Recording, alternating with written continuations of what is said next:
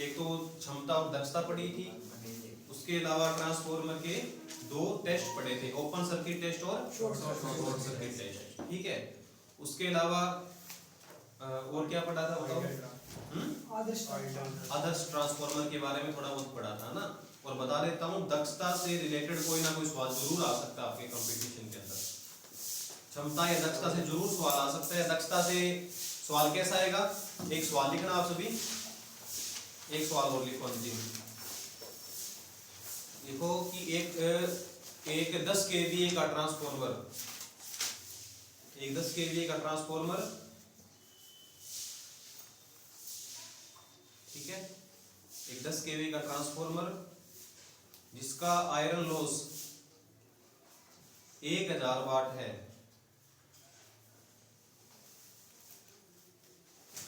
Iron loss 1000 वाट है। अधिकतम दक्षता प्राप्त करने के लिए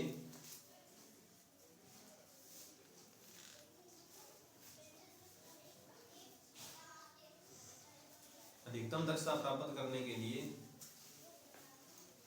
लोड का मान क्या रखा जाना चाहिए? लोड का मान क्या रखा जाना चाहिए?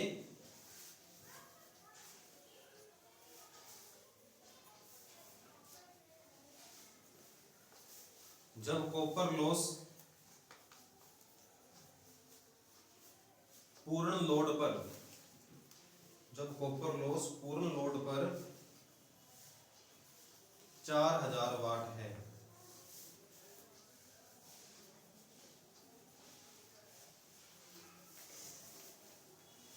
ऐसा था कोई क्वेश्चन, अगर ये मतलब डिफिकल्ट से डिफिकल्ट अपने ये ऐसा सा क्वेश्चन बन सकता है, इससे डिफिकल्ट और कुछ नहीं होगा। तो लोड का मान कितना रखें, प्रतिशत में भी बताना है और वैसे भी अगर बता सको, लेकिन प्रतिशत में बता दो भी कितना प्रतिशत लोड रखेंगे तो ये मैक्सिमम एफिशिएंसी अपने को मिलेगी।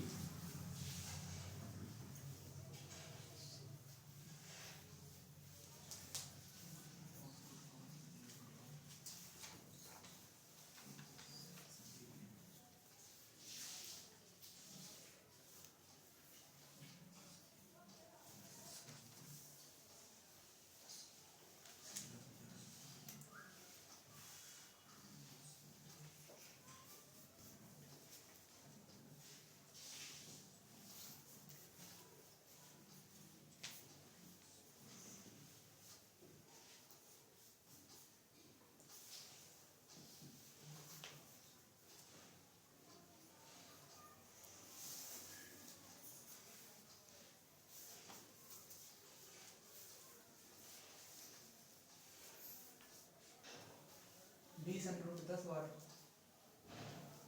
20 अंडरूट 10 वाट। अच्छा, चलो देखते हैं।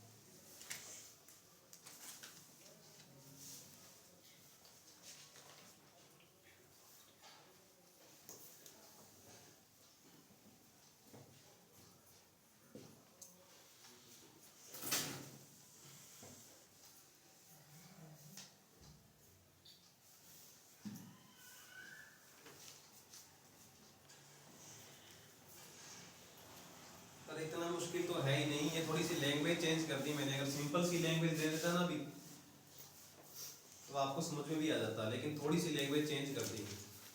देखो ध्यान से सुनो, इतना टाइम नहीं लगना चाहिए, तो बहुत इजी सा क्वेश्चन है। देखो, कॉपर लॉस पूर्ण लोड पर कितना है? कॉपर लॉस पूर्ण लोड पर कितना है? फुल लोड पर 4000 वाट है। और आयरन लॉस कितना है? 1000। इसने पूछा है कि मैक्सिमम एफिशिएंसी लेनी है अपने को, तो उसमें लोड कितना लगाएंगे जब मैक्सिमम एफिशिएंसी मिलेगी। तो देखो 4000 को यानी कितना करना पड़ेगा आपको जब मैक्सिमम एफिशिएंसी लेनी है? 1000। तो 4000 को 1000 करना है तो लोड का मान चेंज ही करना पड़ेगा, तभी होगा 4000 से 1000, तो है ना। लोड का मान बढ़ाना पड़ेगा पहली बात है, घटाना पड़ेगा। 4000 से 1000 पर लेके आना है कॉपर लॉस को, तो लोड बढ़ाएं या घटाएं? घटाएं। अब ये प्रश्न ये कि कितना घटाना है, तो 50% लोड घटा दो। लोड कितना कर दो? आधा कर दो, तो कॉपर लॉस कितना घट जाता है? अगर आप लोड आधा कर देते हो तो कॉपर लॉस कितना घट जाता है? 1/4। तो 4000 का 1/4 कितना होता है? 1000। आ गया ना बराबर। यानी लोड कितना करना पड़ेगा? 50% लोड करना पड़ेगा, आधा लोड करना पड़ेगा। आई समझ में बात क्या भाई? लोड आप समझो, अगर मैं सीधा पर्सन दे देता आपको, सीधा पर्सन दे देता कि आधे लोड पर कॉपर लॉस कितना होगा, तो फिर आप बता देते आसानी से। लेकिन प्रश्न उल्टा पूछ ले, कितने लोड पर ये मैक्सिमम एफिशिएंसी मिलेगी, तो लोड यदि आप आधा कर देते हो 1/2, आधे लोड पर कॉपर लॉस कितना हो जाता है? आधे का स्क्वायर, आधे का स्क्वायर कितना है? 1/4। तो पहले कितना था? 4000। अगर लोड आधा कर दोगे तो अब कितना हो जाएगा? 1000 हो जाएगा। तो मैक्सिमम एफिशिएंसी हो जाएगी ना, आयरन और कॉपर बराबर हो गए। उत्तर क्या आएगा? कितना परसेंट लोड? 50% लोड पर ऐसा होगा। ठीक है ना, ध्यान रख लेना इस बात का। तो ऐसे से भी थोड़े से कोई क्वेश्चन आ सकते हैं जिसमें क्या है कि थोड़ा सा घुमा के कोई प्रश्न दिया हो, तो इस क्वेश्चन को आप थोड़ा ध्यान में रखना। ठीक है,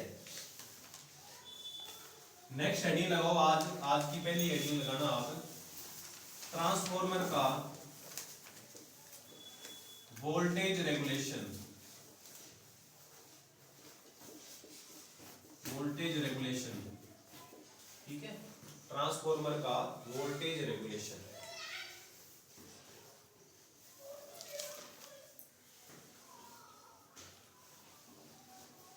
हेडिंग लगा ली सबने?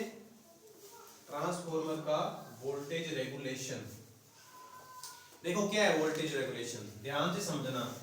जैसे कोई मान लो ट्रांसफॉर्मर है, ये प्राइमरी वाइंडिंग है और ये मान लो सेकेंडरी वाइंडिंग है। ठीक है, मान लो यहां आपने लोड नहीं लगाया, तब तक तो मिल रही थी 500 वोल्ट। लेकिन जैसे ही लोड लगाते हो ना, अमूमन क्या होता है, 99% ये होता है कि लोड लगाते ही वोल्टेज कम हो जाती है, हमेशा ही कम होती है।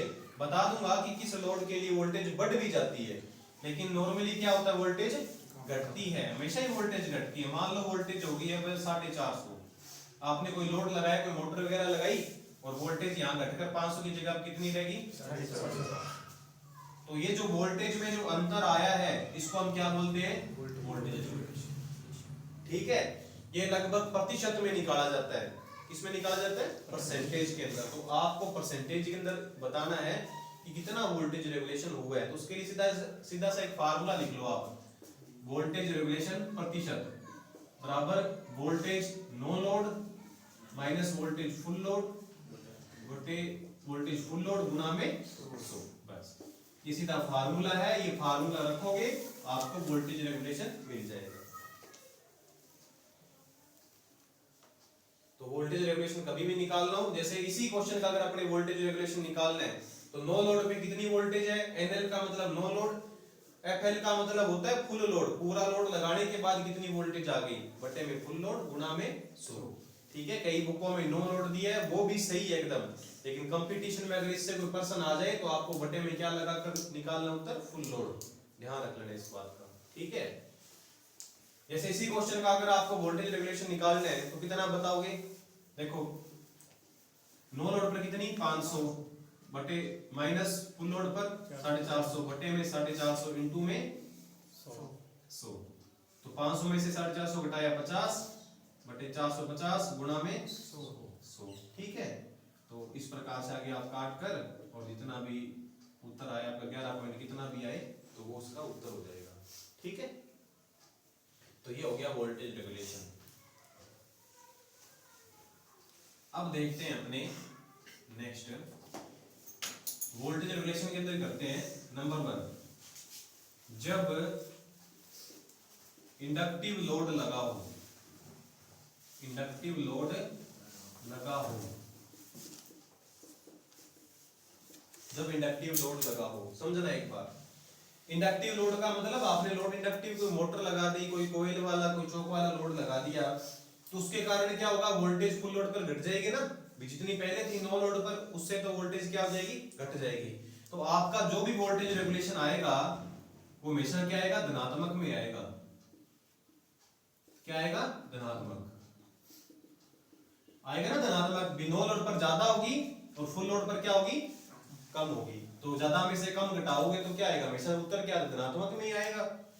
दूसरा, जब कैपेसिटिव लोड लगा हो, कैपेसिटिव लोड लगा हो, ये प्रश्न जरूर आ सकता है, कैपेसिटिव लोड लगाने पर क्या होता है। तो कैपेसिटिव लोड लगा देते हो आपने, मान लो ट्रांसफार्मर पर कैपेसिटर लगा दिए, तो होता क्या है, जितनी नो लोड पर वोल्टेज थी ना, फुल लोड पर वोल्टेज यानी कैपेसिटिव लोड लगा देने पर वोल्टेज नो लोड की अपेक्षा बढ़ जाती है। देखो ये ट्रांसफार्मर है, ठीक है, यहाँ पे सप्लाई दी, आपने कैपेसिटर नहीं लगाए तो 500 वोल्ट थी, लेकिन जब आप कैपेसिटर लगा देते हो ना, क्योंकि कैपेसिटर खुद एक वोल्टेज सोर्स है, ठीक है ना, कैपेसिटर खुद एक वोल्टेज सोर्स है, वो क्या काम करता है, एक्स्ट्रा से वोल्टेज और बढ़ा देता है। अगर आप इस पर कैपेसिटर लगा देते हो ना, तो कैपेसिटर लगाने के बाद वोल्टेज यहाँ पर मान लो 500 की जगह 550 हो गई, वोल्टेज क्या होगी पहले की अपेक्षा बढ़ जाती है। ये कैपेसिटर लगाने पर होता है। तो अब देखना सूत्र देखना, ये नो लोड में से फुल लोड घटाना है, तो नो लोड पर थी 500 और फुल लोड पर 550, तो 500 में से 550 घटाओगे तो उत्तर किस में आएगा, प्लस में आएगा कि माइनस में आएगा, सबको पता है ये बात। तो वोल्टेज रेगुलेशन इसका क्या आता है, ऋणात्मक। ये प्रश्न जरूर आ सकता है कि निम्नलिखित में से किस लोड के लिए वोल्टेज रेगुलेशन ऋणात्मक होता है, ठीक है। तो तीसरा कौन सा लोड हो सकता है इसी का बताओ, रेजिस्टिव लोड। जब रेजिस्टिव लोड लगा हो, तो रेजिस्टिव लोड लगा हो उस समय भी वोल्टेज रेगुलेशन क्या होता है, धनात्मक होता है, लेकिन इतना ज्यादा कम नहीं होता जितना इंडक्टिव लोड लगाने पर होता है, ठीक है ना। जैसे इंडक्टिव लोड लगाने पर वोल्टेज रेगुलेशन बहुत ज्यादा बढ़ जाता है, ठीक है। मतलब जैसे नो लोड पर 500 है, तो फुल लोड अगर आपने मोटर लगा दी तो 300, बहुत ज्यादा वोल्टेज रेगुलेशन होगा। इसमें वोल्टेज रेगुलेशन क्या होता है, कम होता है। तो प्रश्न आ जाए कि निम्नलिखित में से किस लोड के लिए वोल्टेज रेगुलेशन सबसे कम होता है। तो पहले तो आप ये सोचो, वोल्टेज रेगुलेशन ज्यादा होना अच्छी बात है या कम होना अच्छी बात है। वोल्टेज रेगुलेशन जितना कम से कम होना उतना बेटर है। जितनी फुल लोड पर नो लोड पर वोल्टेज है ना, उतनी की उतनी लगभग अगर अपने को फुल लोड पर मिल जाए तो वो वोल्टेज रेगुलेशन क्या कहलाता है, अच्छा। तो 500 है तो मान लो 490 के आसपास मिल जाए तो वोल्टेज रेगुलेशन क्या होगा, कम। तो वोल्टेज रेगुलेशन कम है तो वो मतलब कहा जाएगा कि अच्छा ट्रांसफार्मर है, ठीक है, या आपने लोड लगाया वो सही लगाया। तो सबसे कम वोल्टेज रेगुलेशन किस लोड का होता है, रेजिस्टिव लोड का। तो आपको ये बात भी लिखनी है कि सबसे कम, ठीक है, सबसे कम वोल्टेज रेगुलेशन लिखो आप। ये फार्मूला लिख लिया। नंबर 1 कंडीशन लगाओ, जब इंडक्टिव लोड लगा हो धनात्मक, और इसको कर लेना उच्च, यहां भी ऋणात्मक, इसको भी कर लेना उच्च।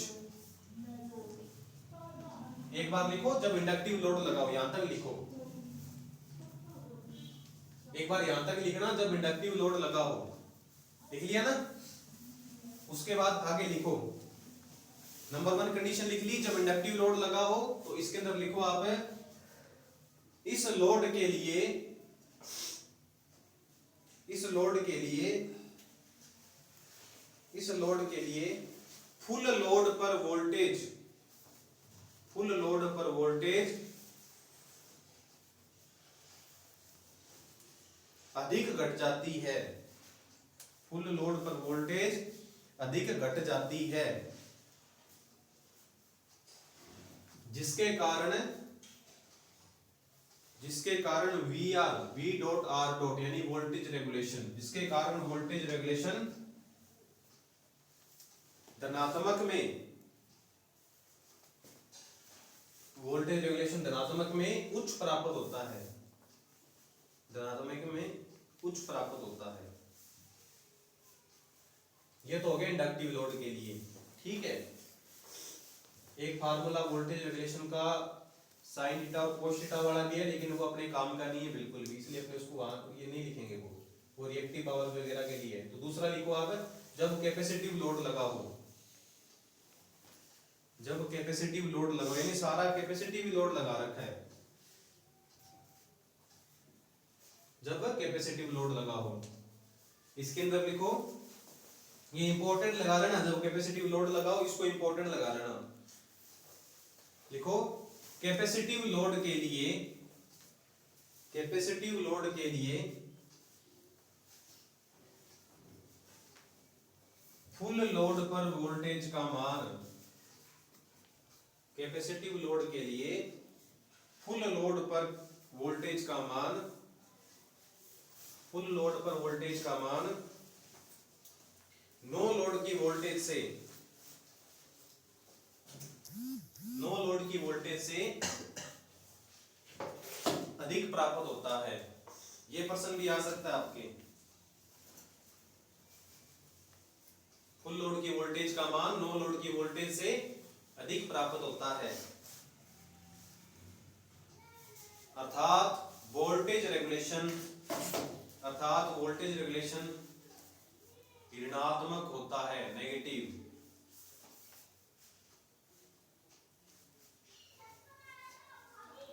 वोल्टेज रेगुलेशन ऋणात्मक होता है,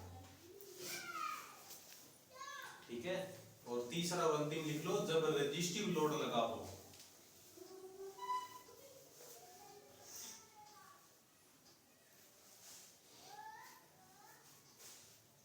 जब रेजिस्टिव लोड लगा हो, इस लोड के लिए, इसमें लिखना है, इस लोड के लिए फुल लोड वोल्टेज का मान, इस लोड के लिए फुल लोड की वोल्टेज का मान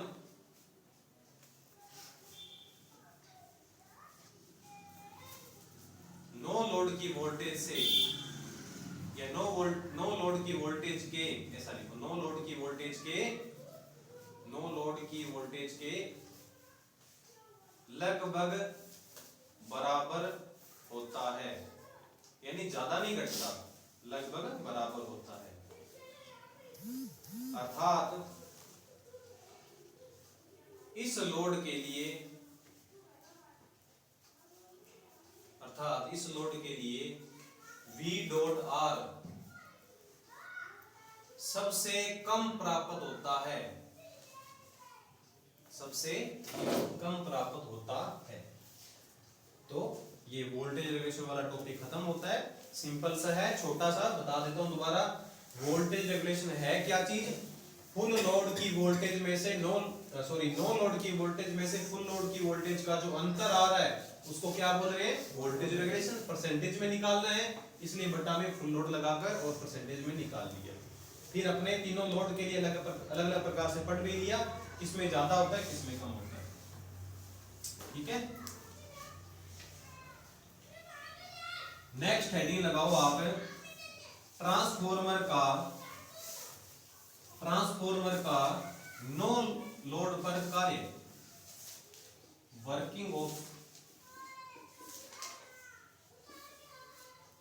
transformer at no load, transformer का नो लोड पर कार्य, ठीक है। ट्रांसफॉर्मर का नो लोड पर कार्य, ये अपना नेक्स्ट टॉपिक है, ठीक है। एक डायग्राम बना लेना जिसके अंदर आप प्राइमरी में तो सप्लाई दोगे लेकिन सेकेंडरी को ओपन रखोगे, ठीक है। लोड नहीं लगाना सेकेंडरी में, प्राइमरी में सप्लाई देनी है अपनी को, ठीक है। ये अपना हो गया नो लोड पर ट्रांसफॉर्मर का कार्य।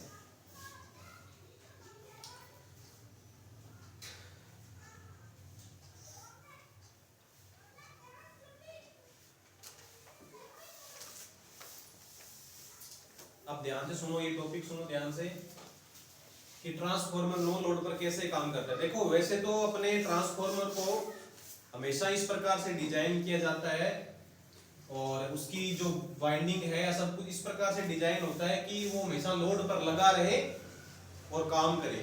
लेकिन बहुत बार ऐसा भी होता है कि ट्रांसफॉर्मर पर कोई लोड होता नहीं है, जैसे वितरण ट्रांसफॉर्मर पर भी बहुत बार ऐसा होता है, ठीक है। पावर के ट्रांसफॉर्मर पर भी ऐसा बहुत बार होता है कि लोड का मान बहुत ही कम या बिल्कुल जीरो होता है, लोड लगा ही नहीं होता, ऐसा बहुत बार होता है। तो उस कंडीशन में ट्रांसफॉर्मर कैसे काम करता है? लोड नहीं लगाया आपने, लोड लगाया तब तो ठीक है, अभी वोल्टेज आपको मिलेगी, लोड के हिसाब से धारा चलेगी, सब कुछ होगा। लेकिन लोड नहीं लगाओगे तो ट्रांसफॉर्मर कैसे काम करेगा? सबसे पहली बात अपने इसमें पढ़ते हैं, नंबर 1 पॉइंट। इस अवस्था में क्या होगा? ये आपकी कौन सी वाइंडिंग है? प्राइमरी। ये कौन सी वाइंडिंग है? सेकेंडरी। सबसे पहली बात तो यही होगी कि सेकेंडरी वाइंडिंग में धारा, सेकेंडरी वाइंडिंग में धारा कितनी होगी बताओ? 0। कोई लोड नहीं लगाओगे तो सेकेंडरी वाइंडिंग वाला जो एमीटर लगा होगा वो कोई मान बताएगा? नहीं बताएगा। वोल्ट मीटर जो लगा होगा वो मान बताएगा क्या? वो तो बताएगा ही, क्योंकि यहाँ पर वोल्टेज तो है लेकिन करंट नहीं है। ठीक है, पहली पॉइंट तो यही आ गई अपने पास में। दूसरी बात, अब यहां पर तो धारा है नहीं सेकेंडरी में, लेकिन प्राइमरी में धारा है। प्राइमरी में धारा है क्योंकि वोल्टेज दी जा रही है, लेकिन प्राइमरी धारा का मान बहुत ही कम है।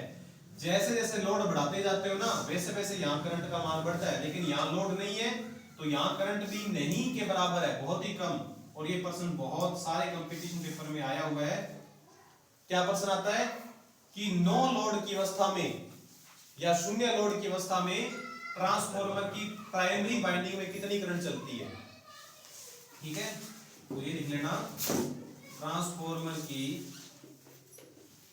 प्राइमरी वाइंडिंग में करंट का मान, कितनी करंट चलती है? जितनी फुल लोड लगाने पर चलनी चाहिए है ना इसमें से, उतनी नहीं चल पाती, उसका कितना परसेंट है?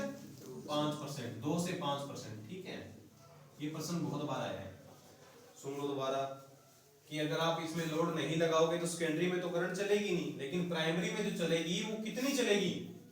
वो चलेगी जितना आप इस पर फुल लोड लगा देते हैं ना, जितनी प्राइमरी में चलती उसका कितना परसेंट चलेगी? मात्र 2 से 5% चलेगी। ये प्रश्न आ सकता है, आपके ध्यान रख लेना, ये टेक्निकल एग्जाम में आया हुआ है।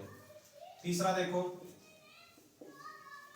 आपने यहां पर कोई लोड नहीं लगाया, ना कोई रेजिस्टिव लोड है, ना कोई इंडक्टिव है, ना कोई कैपेसिटिव है, तो ये जो लोड लगा है यानी प्राइमरी में जो करंट चल रही है, तो ये कौन से प्रकार का लोड है? अगर आप इसी को देखना चाहते हो तो ये कौन से प्रकार का लोड है?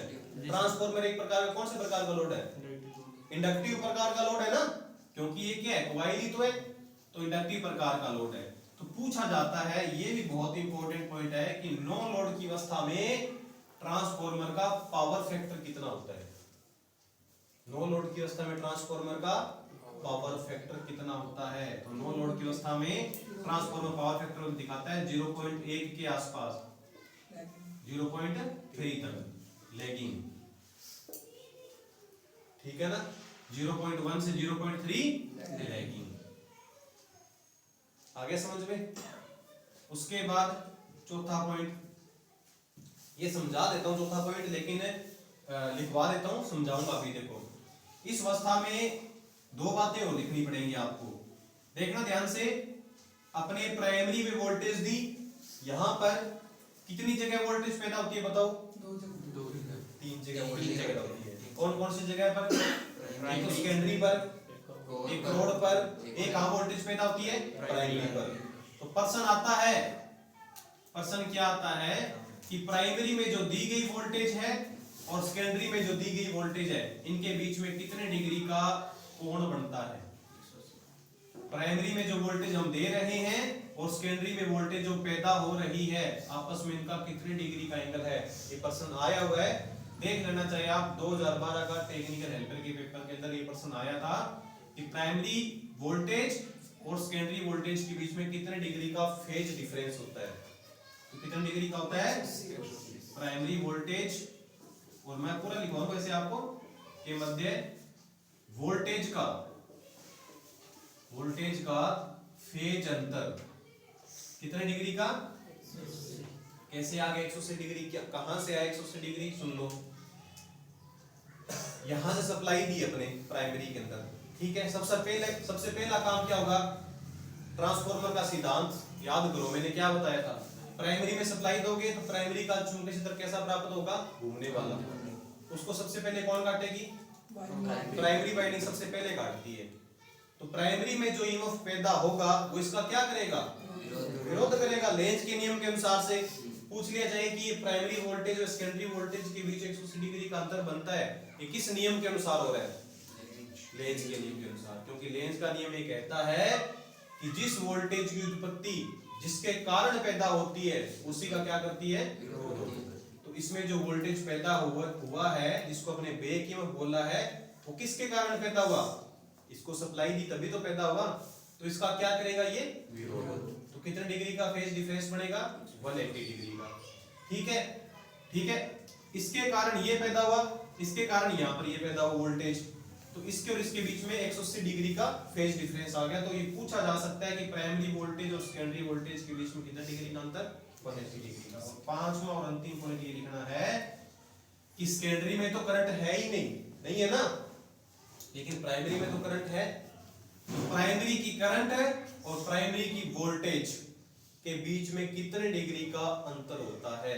प्राइमरी की वोल्टेज व प्राइमरी की करंट, प्राइमरी वोल्टेज व प्राइमरी करंट धारा के बीच में जो अंतर होगा, मध्य खेज अंतर या मध्य कोण कितने डिग्री का होता है? तो वो होता है 75 डिग्री।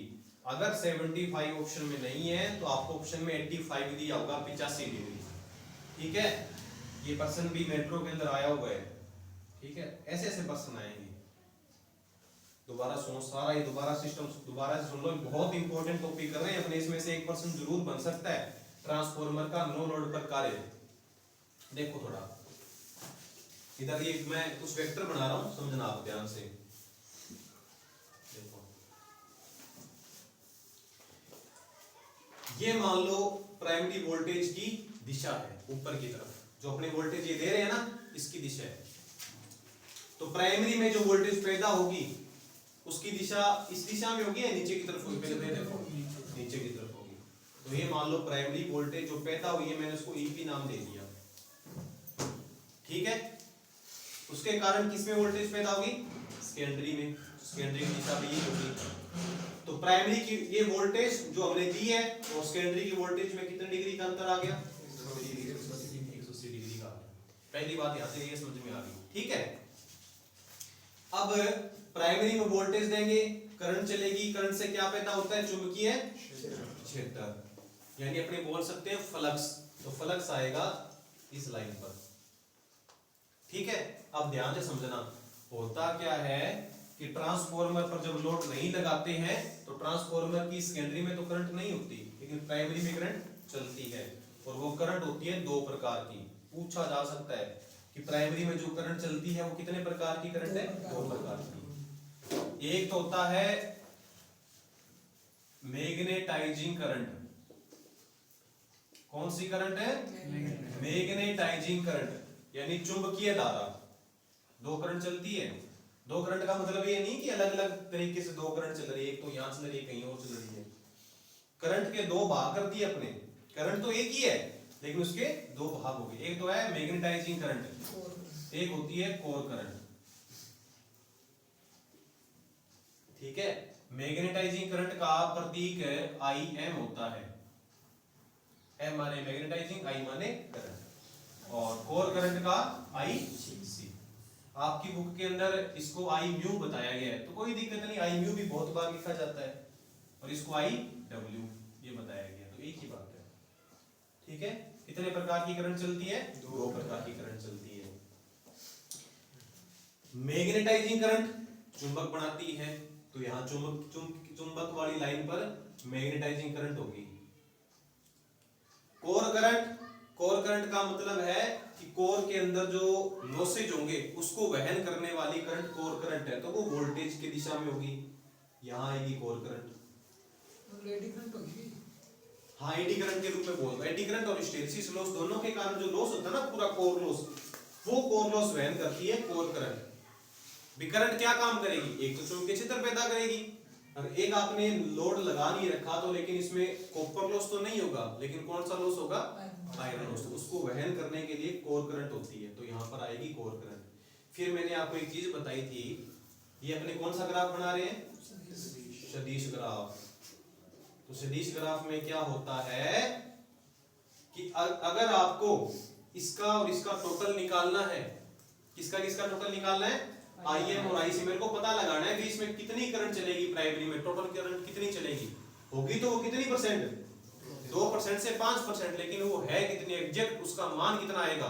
तो उसका मान निकालने के लिए मैंने आपको बताया भी था कि अगर दो बल इधर लग रहे हैं, पी बल लग रहा है, एक मान लो क्यू बल लग रहा है सदिश के रूप में, और इसका अगर आपको टोटल निकालना है ना, तो आपको क्या खींचना पड़ता है? क्या? समांतर चतुर्भुज। क्या खींचना पड़ता है? समांतर चतुर्भुज। ठीक है, क्या खींचना पड़ेगा? समांतर चतुर्भुज। और समांतर चतुर्भुज के अंदर जो विकीर्ण होगा वो इन दोनों का क्या होगा? टोटल होगा। इसको अपने आर बोल दिया ऐसे भी, एक बल इधर लग रहा है, एक बल उधर लग रहा है, तो कोई वस्तु किस दिशा में जाएगी उसके लिए अपने क्या खींचना पड़ता है? हमेशा समांतर चतुर्भुज खींचना पड़ता है। ध्यान रख लेना। जैसे मान लो ये मार्कर ही है, इसको कोई इधर इस दिशा में खींच रहा है, एक उस दिशा में खींच रहा है। अगर जब दो दिशाएं अलग अलग हो जाती है तो किस दिशा में जाएगा, तो उसका जो रिजल्ट निकालने का फार्मूला है वो समांतर चतुर्भुज निकाला जाता है ऐसे। और समांतर चतुर्भुज का जो विकिरण होता है वो टोटल बताता है हमेशा ही। उसका निकालने का फार्मूला होता है, टोटल निकालने का क्या होता है? आर स्क्वायर बराबर P square plus Q square plus 2pq cos theta या फाइन जो भी है, ये थीटा है। देखो भाई ये साइंस की बात है, आपके साइंस भी आएगी एग्जाम के अंदर, तो ये थोड़ा देख लेना। साइंस की बुक में दे रखा है, अगर दो बल अलग अलग दिशा में लग रहे हैं तो यदि उन दोनों बलों का परिणामी निकालना है, रिजल्ट निकालना है, टोटल निकालना है, तो आपको क्या खींचना पड़ता है? एक समांतर चतुर्भुज। सुन लो, समांतर चतुर्भुज का जो विकिरण होता है, ये जो विकिरण होगा वो बताएगा टोटल। और टोटल का फार्मूला निकालने का ये कैसे बना है फार्मूला, ये अपने सीख सकते हैं। थोड़ा सा लंबा प्रोसेस है कि फार्मूला कैसे बना है। यहाँ पर एक त्रिभुज बनाते हैं, इस त्रिभुज में लंब का मान निकालते हैं, फिर इस त्रिभुज बड़े वाले में लंब का मान निकालते हैं, हो जाएगा। लेकिन अपने को लास्ट में फार्मूला याद करना है। सेम इस प्रकार से इसका टोटल निकालना है ना आपको, तो एक समांतर चतुर्भुज खींचना पड़ेगा इस प्रकार से ना, ऐसे ऐसे। तो इसका क्या आएगा? विकिरण। ये होगी आपकी जीरो लोड पर या नो लोड पर चलने वाली करंट। इसको मैं लिख देता हूं I0। क्या लिख दिया? जीरो क्यों लिखा? क्योंकि लोड ही नहीं है, इसलिए इस करंट का नाम क्या दिया? जीरो करंट या I0 लिख दिया मैंने। तो यहां देखोगे आप, ये देखो ये यहां से लेके यहां तक IC है, तो यहां से लेके यहां तक ये भी क्या हो जाएगी? IC, क्योंकि बराबर दूरी है दोनों की। अब देखोगे तो ये कौन सा त्रिभुज बना? कौन सा त्रिभुज बन गया बताओ? समकोण त्रिभुज बन गया। ठीक है, और समकोण त्रिभुज का ये क्या है? टोटल जो है कर्ण है।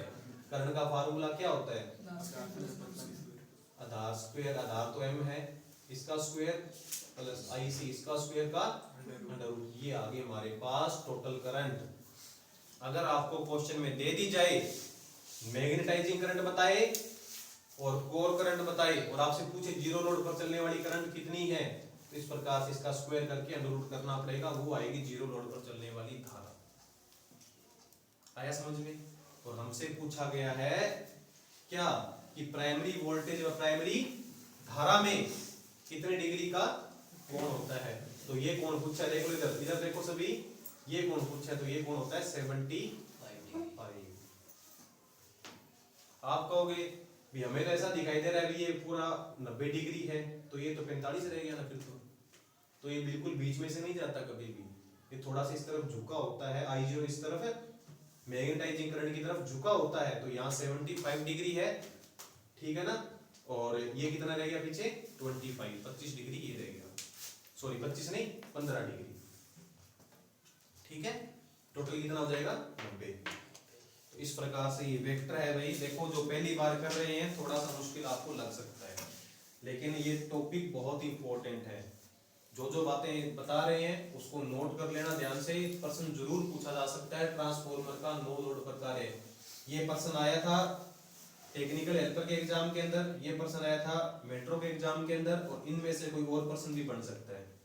ठीक है, हमने बोला ना कि ट्रांसफॉर्मर का जब लोड नहीं लगाओगे तो पावर फैक्टर कितना है? 0.1, यानी जीरो के क्या है?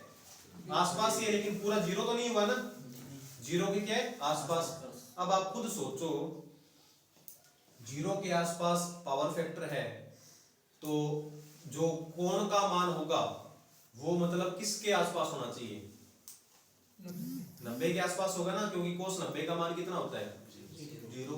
कोस 90 का मान कितना होता है? जीरो।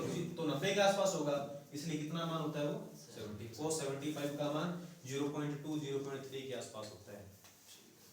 हिंदी को सारी बातें, ठीक है। इधर आपने ये डायग्राम बनाया ना, दूसरी साइड में ये डायग्राम और बनाओगे आप, और 75 डिग्री लिखना है, ये 180 डिग्री लिखना है। आई एम की जगह पर आप आई म्यू भी लिख सकते हो, ठीक है ना, ध्यान रख लेना इस बात का, दोनों ही नाम आपको याद होने चाहिए। ये आई ब्यू बोल सकते हो, आई सी को आप आई डब्ल्यू बोल सकते हो। कोई 75 लिखना है आपको, ठीक है ना, बस एक डायग्राम बना लेना और बाद में लिखना क्या कुछ है वो मैं बता देता हूं आपको।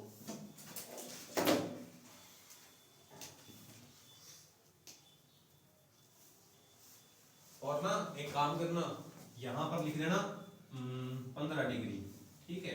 तो हो सकता है इस बार कोई ऐसा पर्सन बन जाए जो 15 डिग्री वाला पर्सन हो, तो वो भी अपने लिखेंगे। टोटल हो गया 90।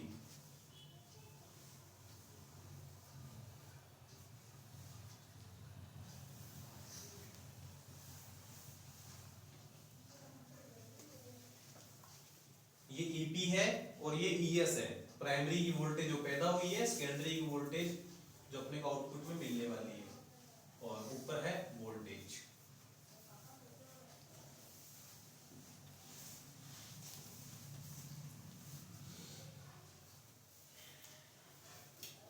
ठीक है, बना लिया सबने। अब लिखना प्रारंभ करें अपने। लिखो, पहला पॉइंट लिखो, इसके अंदर पॉइंट लगा लगा के लिखना। नंबर 1 पॉइंट ऐसे लिखो, नो लोड की अवस्था में, नो लोड की अवस्था में सेकेंडरी धारा का मान तो शून्य होता है। नो लोड की अवस्था में सेकेंडरी धारा का मान तो शून्य होता है,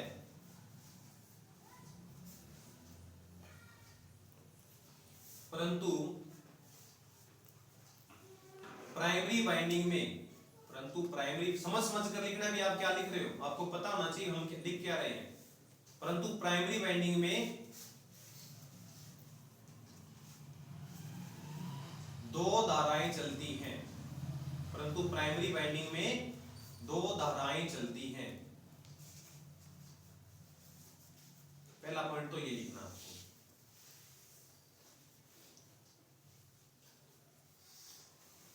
हो गया पहला पॉइंट कंप्लीट। सेकंड लिखो, सेकंड पॉइंट, इन दो धाराओं में से प्रथम धारा, इन दो धाराओं में से प्रथम धारा मैग्नेटाइजिंग करंट, इंग्लिश में लिख लेना मैग्नेटाइजिंग करंट, चुंबकन धारा, हिंदी में लिख सकते हो चुंबकन धारा, पहले इंग्लिश में लिख लेना मैग्नेटाइजिंग करंट, चुंबकन धारा, हिंदी में लिख लेना चुंबकन धारा, तथा दूसरी करंट, तथा दूसरी करंट कोर करंट,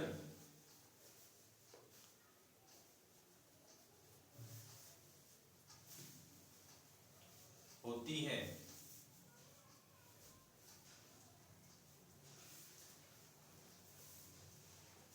ठीक है, तीसरा पॉइंट लिखो।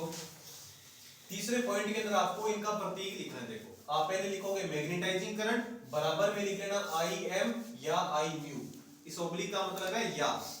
पहले लिख लो मैग्नेटाइजिंग करंट, तो इसका प्रतीक लिख लेना आई एम या आई म्यू, दोनों ही लिखने हैं आपको, आई एम या आई म्यू। पहले हो जाएगा मैग्नेटाइजिंग का, और सेकंड में आप लिख लेना कोर करंट का, दोनों के प्रतीक लिख लो।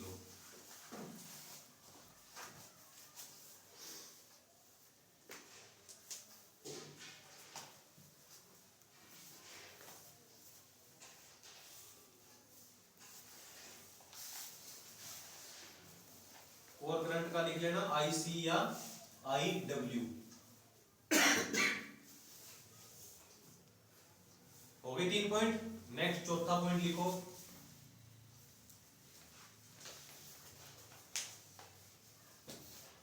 शून्य लोड पर चलने वाली धारा, चौथा पॉइंट, शून्य लोड पर चलने वाली धारा, शून्य लोड पर चलने वाली धारा, ब्रैकेट में लिख लेना आई जीरो, आई के पेयर में जीरो। इन दोनों धाराओं के, आई जीरो, इन दोनों धाराओं के, दोनों कौन कौन सी, मैग्नेटाइजिंग और कोर, इन दोनों धाराओं के सदिश जोड़ के बराबर होती है। इन दोनों धाराओं के सदिश जोड़ के बराबर होती है।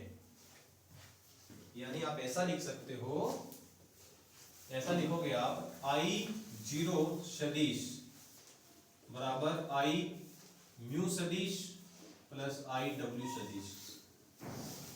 नीचे आपको लाइन में ऐसा लिखना है। नेक्स्ट पॉइंट आपका ये रहेगा, या इसके अंदर ही लिख लो से।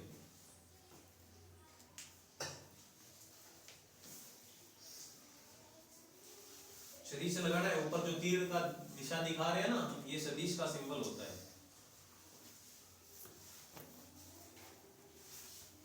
ठीक है, उसके बाद नेक्स्ट पॉइंट लिखो,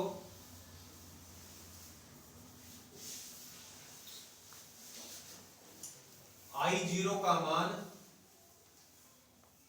I0 का मान ज्ञात करने का, I0 का मान ज्ञात करने का बीजगणितीय सूत्र, I0 का मान ज्ञात करने का बीजगणितीय सूत्र। तो बीजगणितीय सूत्र और आपके सामने वो उधर पड़ा किनारे पे, I0 बराबर Im की स्क्वायर प्लस IC का स्क्वायर का अंडर रूट करना है।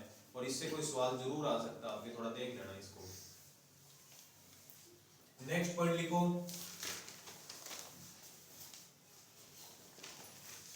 नो लोड की अवस्था में, नो लोड की अवस्था में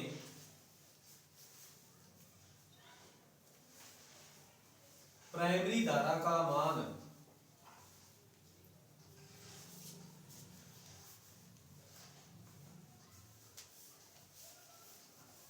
फुल लोड धारा का,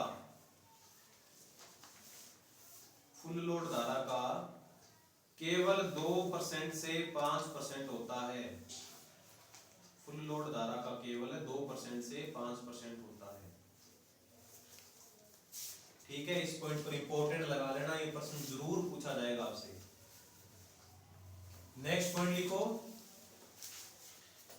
इस अवस्था में, इस अवस्था में प्राइमरी वोल्टेज, इस अवस्था में प्राइमरी वोल्टेज व प्राइमरी धारा के मध्य लगभग 75 डिग्री का कोण बनता है।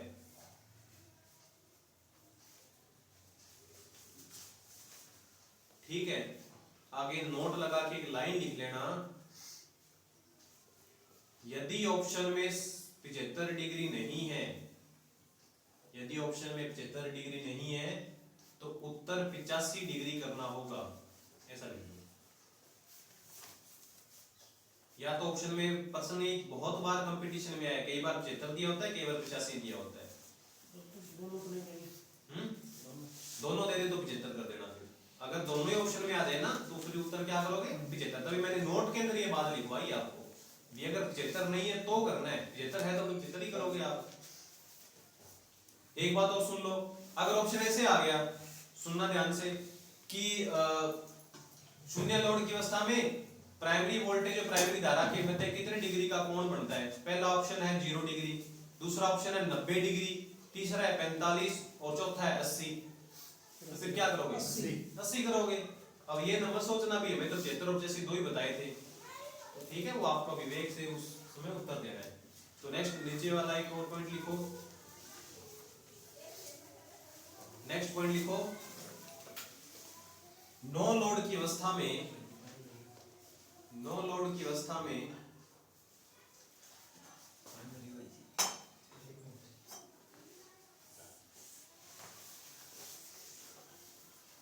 पावर फैक्टर का मान बहुत ही कम, पहले तो ये लिखना है बहुत ही कम। क्या पता ऐसा ही प्रश्न आ जाए, पावर फैक्टर का मान क्या होता है, कम ज्यादा, इस प्रकार से कुछ, या 0। पावर फैक्टर का मान बहुत ही कम 0.1 से 0.3 लैगिंग होता है। रिलेक्टेंस मोटर का यही था ना? हाँ, रिलेक्टेंस इसका उच्च होगा, नहीं सो रिलेक्टेंस नहीं, रिएक्टेंस। आप इसमें ऐसा भी लिख सकते हो, आपने लिखा ना 0.1 से 0.3 लैगिंग होता है, LEG LAG आना चाहिए, लेग ना, LAG आएगा, LAG आएगा लेग, ठीक है, लेगिंग होता है, ठीक है। आप इसमें ऐसा भी लिख सकते हो, इस अवस्था में, इसके अंदर ही लिखो, इस अवस्था में रिएक्टेंस का मान उच्च होता है, क्योंकि सारा का सारा इंडक्टिव ही हो गया, कोई लोड ही नहीं लगाया आपने, तो इस अवस्था में रिएक्टेंस का मान यानी X का जो मान है वो उच्च होता है।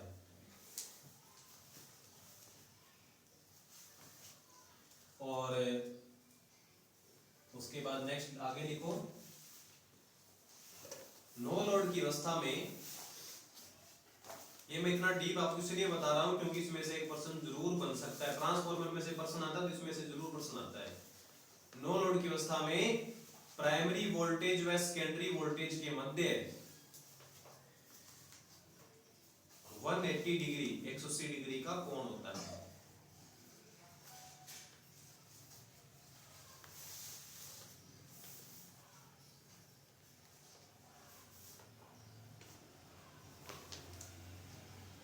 उसके बाद नोट लगा के लाइन लिख लो,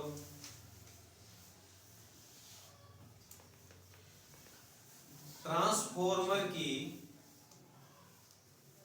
प्राइमरी वाइंडिंग में P डॉट W लिखो सीधा, ट्रांसफॉर्मर की प्राइमरी वाइंडिंग में बैक ईएमएफ व सेकेंडरी वोल्टेज के मध्य 0 डिग्री का कोण होता है। बैक ईएमएफ व सेकेंडरी वोल्टेज के मध्य 0 डिग्री का कोण होता है। ठीक है, यानी ई और एस एक ही लाइन पर है। फिर ना एक 15 डिग्री वाला एक क्वेश्चन लिख लो, ये थोड़ा मैं बता देता हूँ किस प्रकार से लिखोगे आप, लिखो, इस पर भी इंपॉर्टेंट लगा लेना। अब तक आज तक कभी नहीं पूछा गया ऐसा प्रश्न, लेकिन पूछा जा सकता है। आप लिखो कि नो लोड की अवस्था में, नो लोड की अवस्था में प्राइमरी धारा व चुंबकीय फ्लक्स के मध्य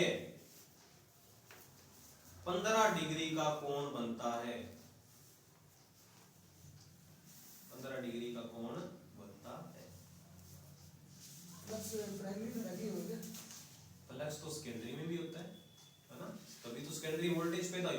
फ्लक्स तो कॉमन है दोनों का, फ्लक्स चेंज नहीं है, तो हमने फ्लक्स बोला सीधा, प्राइमरी सेकेंडरी नहीं बोला, ठीक है। तो अब थोड़ा देख लेना, बात सुन लो। अगर ऐसा क्वेश्चन आ गया, ये जो फ्लक्स वाला जो मैंने बताया कि प्राइमरी धारा और फ्लक्स के बीच में कितने डिग्री का कोण बताया, 15। अगर ऑप्शन में 15 नहीं है तो 15 से कम देखना कौन सा है, 10 है, 5 है, 4 है, 0 तो नहीं होगा। 15 से जो कम कम वाला जो ऑप्शन होगा ना, फिर वो उत्तर कर देना। अगर 15 नहीं है तो, 15 है तब तो वो कर दोगे, नहीं तो 15 से जो कम है वो उत्तर करेंगे। तो इसमें आप नोट लगा के लिख ही लो, ऐसे लिख लो नोट लगा के कि यदि ऑप्शन में 15 डिग्री नहीं है तो, यदि ऑप्शन में 15 डिग्री नहीं है तो 15 डिग्री से कम वाला ऑप्शन सही होगा, ऐसा लिख लो। बाकी ऐसा कभी होता नहीं कोई, क्योंकि डाउटफुल क्वेश्चन फिर वो डिलीट करना पड़ता है। 15 डिग्री से कम वाला ऑप्शन सही करेंगे। तो ये हो गया सारा ट्रांसफॉर्मर का नो लोड पर कार्य, ठीक है। और फुल लोड लगा दोगे तब तो ट्रांसफॉर्मर जिस प्रकार से डिजाइन किया गया है वो उस प्रकार से उसकी दक्षता सर्वाधिक होगी और उस समय पावर भी सबसे ज्यादा होगी, ठीक है। तो ये अपना टॉपिक यहाँ पर ही हो गया कंप्लीट।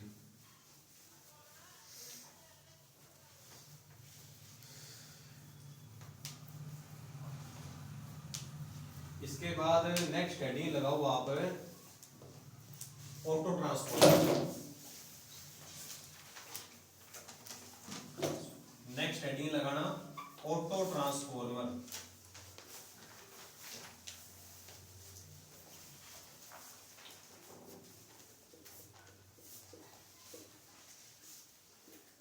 ऑटो ट्रांसफॉर्मर, ठीक है।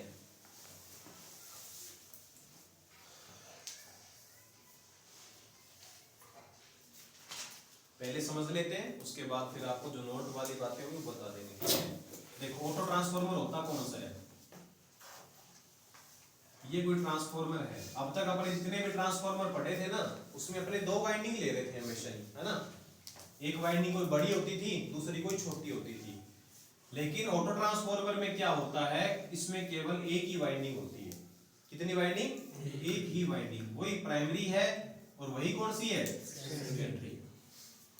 वही का मतलब ये बनता है कि अगर आपने यहां से एक टेप निकाल ली, टेप का मतलब होता है, आप देसी भाषा में से समझ लो, एक तार निकाल लिया, ठीक है, और एक तार आपने यहां से निकाल ली, तो पूरी की पूरी तो बन गई प्राइमरी। जैसे आपने इसको सप्लाई दे दी यहाँ पर, ये क्या बन गई पूरी वाइंडिंग, प्राइमरी। और इतना सा जो पोर्शन है ये वाला, इतना सा, केवल इतना सा पोर्शन, ये कौन सा बन गया, सेकेंडरी। ठीक है, यहाँ पे आप कोई लोड लगा सकते हो। जो एक ही वाइंडिंग है वही प्राइमरी का काम कर रही है, और यहाँ से अपने को टेप निकाली है तो वो क्या काम कर रही है, सेकेंडरी का। अपने ऐसा क्यों करते हैं, अपने ऐसा इसलिए करते हैं क्योंकि बहुत बार ऐसा होता है, जैसे मान लीजिए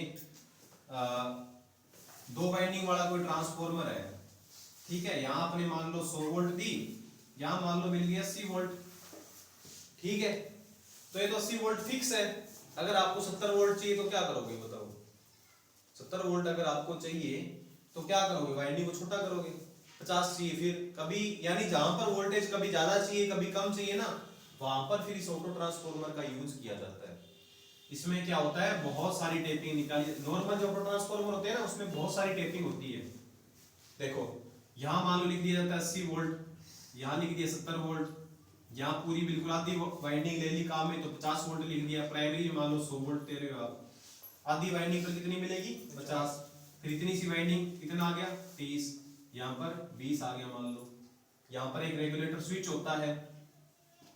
मैं मतलब ऑटो ट्रांसफॉर्मर का आपको काम ही बता रहा हूँ, अभी तो सिद्धांत भी समझ रहे हैं, लेकिन आपको समझ में आ जाएगी ऑटो ट्रांसफॉर्मर है क्या चीज। तो यहाँ पे एक रेगुलेटर होता है 80 पर, अगर आपको वोल्टेज चाहिए तो 80 पर सेलेक्ट कर देते हैं, 70 पर चाहिए तो 70 पर कर देते हैं। यानी वोल्टेज का कम ज्यादा मान प्राप्त करना हो ना, वहां पे अपने किसका यूज करते हैं, ऑटो ट्रांसफॉर्मर का। और उस समय ऑटो ट्रांसफॉर्मर ना बोलकर उसको क्या बोला जाता है, वेरिएक। उसको फिर बाद में क्या बोलते हैं, वेरिएक। वेरिएक का मतलब होता है, वेरी का मतलब होता है चेंज होने वाला, तो चेंज होने वाला यानी वोल्टेज को चेंज करने वाला एक उपकरण, तो उसको क्या बोलते हैं बाद में, वेरिएक। होता ऑटो ट्रांसफॉर्मर ही, ठीक है। दूसरी बात, ये बहुत ही छोटी मशीन है। ऑटो ट्रांसफॉर्मर छोटा सा एक मशीन बनाकर और अपने इसका वोल्टेज को कम ज्यादा करने के लिए यूज में ले सकते हैं। और सबसे इंपॉर्टेंट आता है इसका सिद्धांत, कि किस सिद्धांत पर ये वोल्टेज बनाता है। सिद्धांत इसका वही है, देखो प्राइमरी में सप्लाई दी आपने, प्राइमरी में इसका चुंबकीय क्षेत्र पैदा होगा, उसको सबसे पहले कौन काटेगा, प्राइमरी वाइंडिंग, ठीक है। अब प्राइमरी वाइंडिंग ने चुंबकीय क्षेत्र काटा, उसमें से अपने उसमें वोल्टेज पैदा होगी ना, प्राइमरी वाइंडिंग चुंबकीय क्षेत्र काटा, प्राइमरी में क्या पैदा हुई, वोल्टेज। उस वोल्टेज को अपने बाहर ले लिया, टेपिंग निकालकर उस वोल्टेज को बाहर ले लिया, बस। तो इसमें तो केवल एक ही वाइंडिंग है, दो वाइंडिंग नहीं है, तो इंडक्शन का प्रभाव होगा तो वो कौन सा प्रभाव कहलाएगा, सेल्फ इंडक्शन। अगर दो वाइंडिंग आपस में मिलकर चुंबकीय क्षेत्र का इस प्रकार से कार्य करवाकर वोल्टेज पैदा करती तो वो म्यूचुअल होता, और ये कौन सा होता है, सेल्फ। क्योंकि इसके अंदर एक ही वाइंडिंग है तो इसमें तांबा भी कम लगेगा, है ना। अगर अपने 100 वोल्ट से 50 मान लो 100 वोल्ट से 80 वोल्ट पैदा करनी है, दो वाइंडिंग वाला ट्रांसफॉर्मर है और एक ही वाइंडिंग वाला ट्रांसफॉर्मर है, इससे 100 वोल्ट से 80 वोल्ट लेनी है, तो कौन सा ज्यादा बेटर रहेगा अपने लिए यूज में लेना, कौन सा, ऑटो ट्रांसफॉर्मर, है ना। क्योंकि इसमें एक ही वाइंडिंग है, इसमें कॉपर भी कम लगेगा, यहाँ पर कॉपर क्या लगेगा, ज्यादा, कॉपर का वेट भी बढ़ जाता है। फिर एक ही वाइंडिंग है तो कॉपर लॉस भी कम हो गया, कॉपर लॉस कम हो गया, दक्षता क्या होगी, उच्च होगी। इसके बहुत बेनिफिट है ऑटो ट्रांसफॉर्मर के, ठीक है। दोबारा सुन लो, सबसे पहली बात सेल्फ इंडक्शन के सिद्धांत पर काम करता है। इसका अपने अलग अलग वोल्टेज चेंज करने के लिए इसका यूज कर सकते हैं। जब अलग अलग वोल्टेज चेंज करने के लिए इसका यूज करते हैं तब इसको ऑटो ट्रांसफॉर्मर ना बोलकर क्या बोलते हैं, वेरिएक, ठीक है। सिद्धांत अपने पढ़ लिया, सेल्फ इंडक्शन के सिद्धांत पर काम करता है। बहुत उच्च दक्षता वाली मशीन है ये। नॉर्मल जो ट्रांसफॉर्मर होता है वो 95% अगर दक्षता देता है ना, तो ये 98-99% तक दक्षता देता है। क्यों देता है इतनी? क्योंकि इसमें कॉपर लॉस का मान घट जाता है। आयरन लॉस तो नहीं घटता, लेकिन कौन सा घट जाता है? Copper loss. ठीक है, फिर कॉपर का भार भी घट जाता है। आगे अपने भी पढ़ेंगे कि कॉपर का जो भार है उसका एक फार्मूला पढ़ते हैं, 1 - k इंटू सामान्य ट्रांसफॉर्मर में कॉपर का भार, ये पढ़ते हैं फार्मूला। तो छोटा सा एक है टॉपिक, इसको लिख लो आप। सिंगल पेज में होता है क्या? हाँ, सिंगल फेज भी होता है और 3 फेज भी होता है। 3 फेज में कैसे वायरिंग होगी?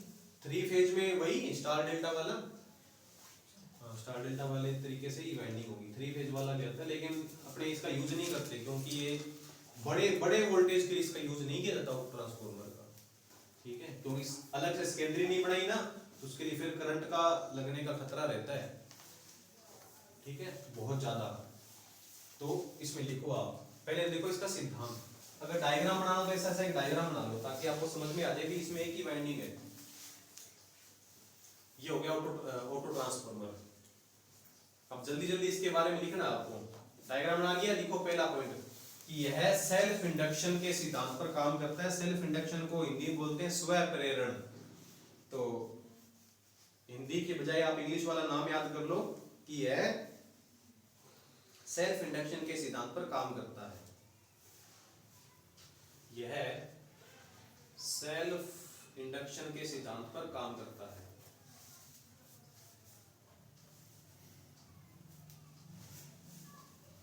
दूसरा पॉइंट लिखो, इसका उपयोगी लिखवा देता हूं, कोई दिक्कत नहीं है। इसका उपयोग 3 फेज की मोटर को स्टार्ट करने में, 3 फेज की मोटर को स्टार्ट करने में। आगे अपने सीखेंगे कि 3 फेज की मोटर को स्टार्ट करते हैं ना, तो उसको शुरू में वोल्टेज कम दी जाती है। ज्यादा वोल्टेज दे देंगे तो उसकी स्टेटर वाइंडिंग जल जाती है। तो वोल्टेज क्या देते हैं 3 फेज की मोटर को? शुरू में कम देते हैं। तो कम देंगे तो किसके द्वारा कम देंगे? Auto transformer. कोमा और लगाओ, कोमा लगा के लिखो वोल्टेज स्टेबलाइजर में, और लिख लेना वेरिएक में, है ना, वेरिएक लिख लो। वेरिएक में किया जाता है। और भी 2-4 उपयोग कहीं और होंगे तो वो भी लिख लेना कभी। किया जाता है। आगे थर्ड पॉइंट लिखो आप, क्योंकि इस ट्रांसफॉर्मर में D/F, क्योंकि इस ट्रांसफॉर्मर में केवल एक ही वाइंडिंग है, क्योंकि इस ट्रांसफॉर्मर में केवल एक ही वाइंडिंग है, इसलिए कॉपर लॉस व कॉपर का भार कम हो जाता है। दोनों ही कम हो जाते हैं। नेक्स्ट पॉइंट लिखो,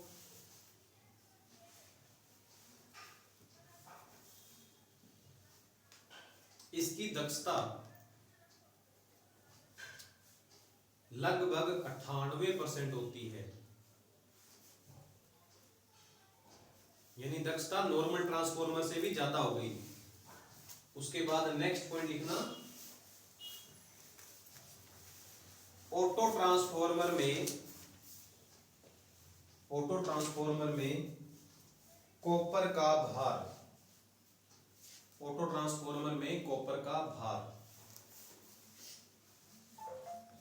बराबर लिखो, बराबर 1 - k, ब्रैकेट में बंद कर लो इतने को, 1 - k को ब्रैकेट में बंद करने के बाद गुणा में लगाना है सामान्य ट्रांसफॉर्मर में कॉपर का भार। सामान्य ट्रांसफॉर्मर में कॉपर का भार। अब ये किस चीज का फार्मूला है, थोड़ा सा एक सवाल के द्वारा सीख लेते हैं तो उससे आपको ज्यादा समझ में आ जाएगा। देखना थोड़ा इसको समझते हैं। पहली बात तो मेरे को विकास कुमार आप बताओ, के क्या चीज है? के किसको बोलते हैं अपने? नितेश, के का नहीं पता के किसको बोलते हैं अपने? मनीष सर नियतांक है पावर पावर फैक्टर की उत्पत्ति के पावर फैक्टर का प्रतीक है। नियतांक से प्रदीप कुमार के किसको बोलते हैं? नियतांक के बारे में नियतांक किसका नियतांक है ये? नहीं पता सर करवाया तो याद नहीं है यार, ये तो बात बहुत गलत है। करवाया तब तो याद होना चाहिए। तुम खुद ही बोल रहे करवाया तो है लेकिन याद नहीं है। गौरव के बारे में नहीं पता? अच्छा राकेश के बारे में नहीं पता। शुभम उत्तर है NS/NP को समीकरण उसके आगे और मान है।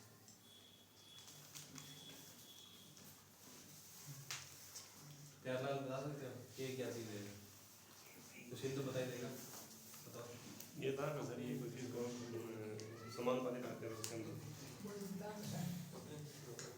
अनुपात कर रही तो फिर क्या के? अरे यार कपलिंग फैक्टर वेरी गुड।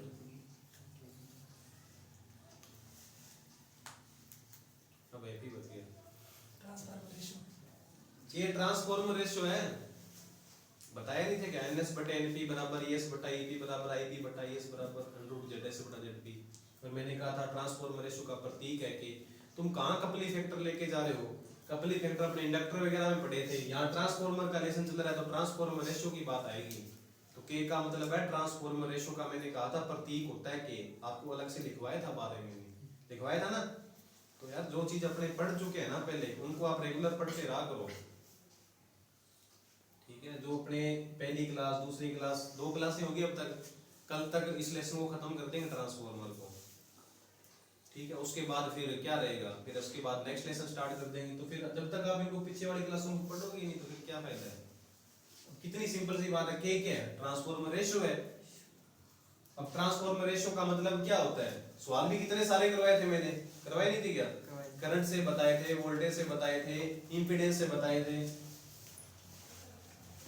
इसी का देखो आप ध्यान से समझना क्या बताना चाह रहा हूं मैं। ध्यान नहीं दोगे तो आपकी गलती है, लेसन फटाफट कंप्लीट हो जाएगा। देखो 100 वोल्टेज दी, 80 वोल्ट आउटपुट में अपने को मिल गई, ठीक है? ये 2 वाइंडिंग वाला ट्रांसफॉर्मर है, इसमें 500 किलो कॉपर लगा है। प्राइमरी और सेकेंडरी का मिलाकर कितना किलो कॉपर लग गया? 500। अब एक ट्रांसफॉर्मर ऑटो वाला है, ये भी 100 को 80 बनाना चाह रहा है, इसी से अपने 100 से 80 बनाना चाह रहे हैं। तो अब देखते हैं इसमें कितना कॉपर लगेगा, ठीक है? देखते हैं कितना बेनिफिट वाला है कि नहीं है। तो अगर इसका अपने को कॉपर का भार याद करना हो ऑटो ट्रांसफॉर्मर का, तो उसका फार्मूला है 1 - k। तो 1 - k का मतलब होता है सेकेंडरी वोल्टेज बटे प्राइमरी वोल्टेज। सेकेंडरी वोल्टेज कितनी? 80, प्राइमरी वोल्टेज कितनी? 100 गुणा में सामान्य ट्रांसफॉर्मर में कॉपर का भार। सामान्य में कितना लग रहा है? 500 रुपए। 0 से 0 काट दिया, 2 चौके 8, 2 पंजे, लघुत्तम लोगे तो कितना आएगा? 1/5। लघुत्तम लेके हल कर लेना, 1/5 गुणा में कितना है? काटा कितना आया? तो 100 kg कॉपर लगेगा ओनली फॉर। कहां तो 100 से 80 बनाने के लिए सामान्य ट्रांसफॉर्मर में 500 किलो कॉपर लग रहा था, लेकिन एक ऑटो ट्रांसफॉर्मर ने इतनी वोल्टेज को चेंज कर दिया, कितना कॉपर लेकर? 100 kg। वो कई बार ऐसा प्रश्न आता है कि कॉपर में बचत कितनी हो गई। कोई प्रश्न आया कॉपर में बचत कितनी हो? बचत कितनी होगी बताओ? 400 kg की, ठीक है? तो ये फार्मूला लिख लिया ना, एक बचत का फार्मूला वो लिख लेना, कॉपर की बचत लिख लो फार्मूला एक नीचे एक और। नेक्स्ट पॉइंट लगा के लिख लेना कॉपर में बचत। तो कॉपर में बचत का फार्मूला लिख लेना सीधा ही, K गुणा सामान्य ट्रांसफॉर्मर में कॉपर का भार, Cu का भार। अगर सीधी बचत ही याद करनी हो ना तो ये फार्मूला लगा देना आप।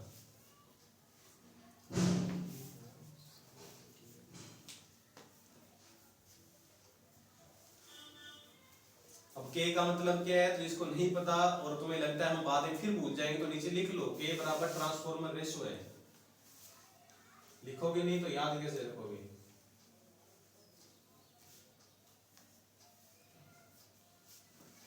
ये खत्म हो गया ऑटो ट्रांसफॉर्मर टॉपिक।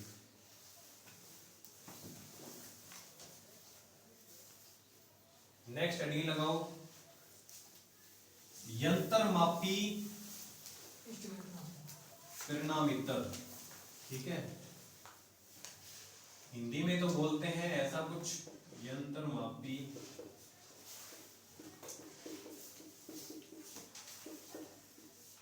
और इंग्लिश वाला नाम तो आपको याद ही रखना है, इंस्ट्रूमेंट ट्रांसफॉर्मर। नेक्स्ट हमारा पॉइंट ये रहेगा, इंस्ट्रूमेंट ट्रांसफॉर्मर।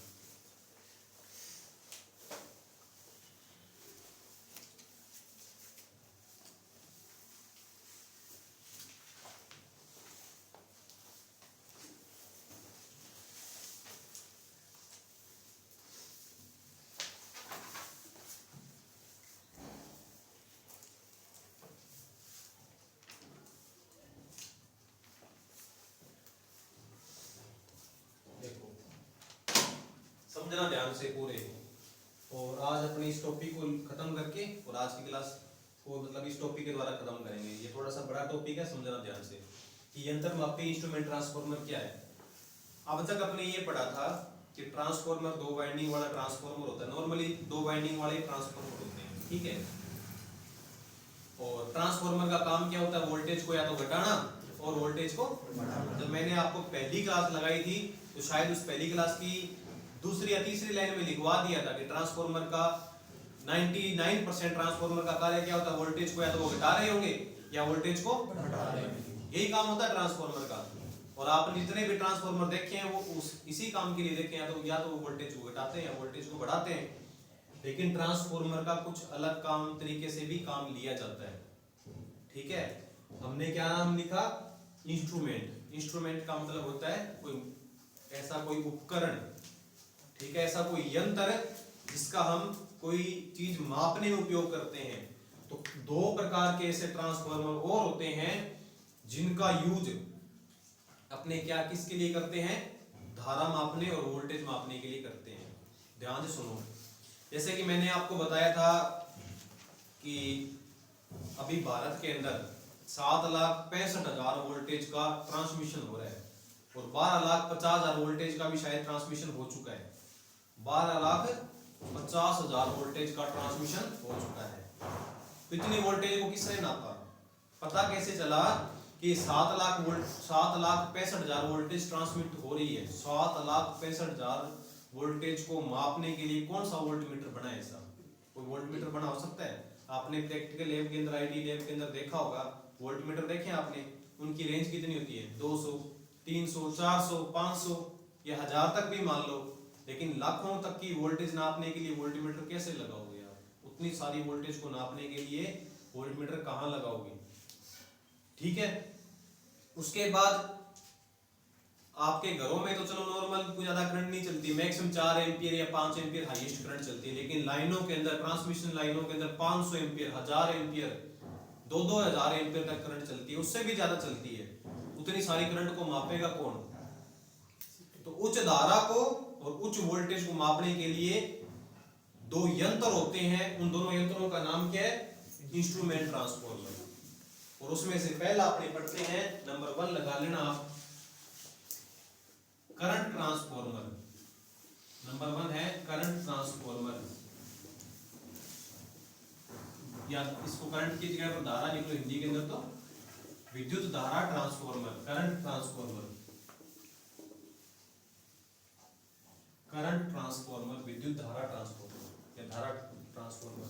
और छोटे रूप में क्या बोलते हैं इसको? सीटी बोलते हैं ना। सी माने करंट, टी माने ट्रांसफॉर्मर, तो छोटे रूप में इसको सीटी बोलते हैं। और जनरली मतलब सामान्य भाषा के अंदर अपने सीटी ही बोलते हैं।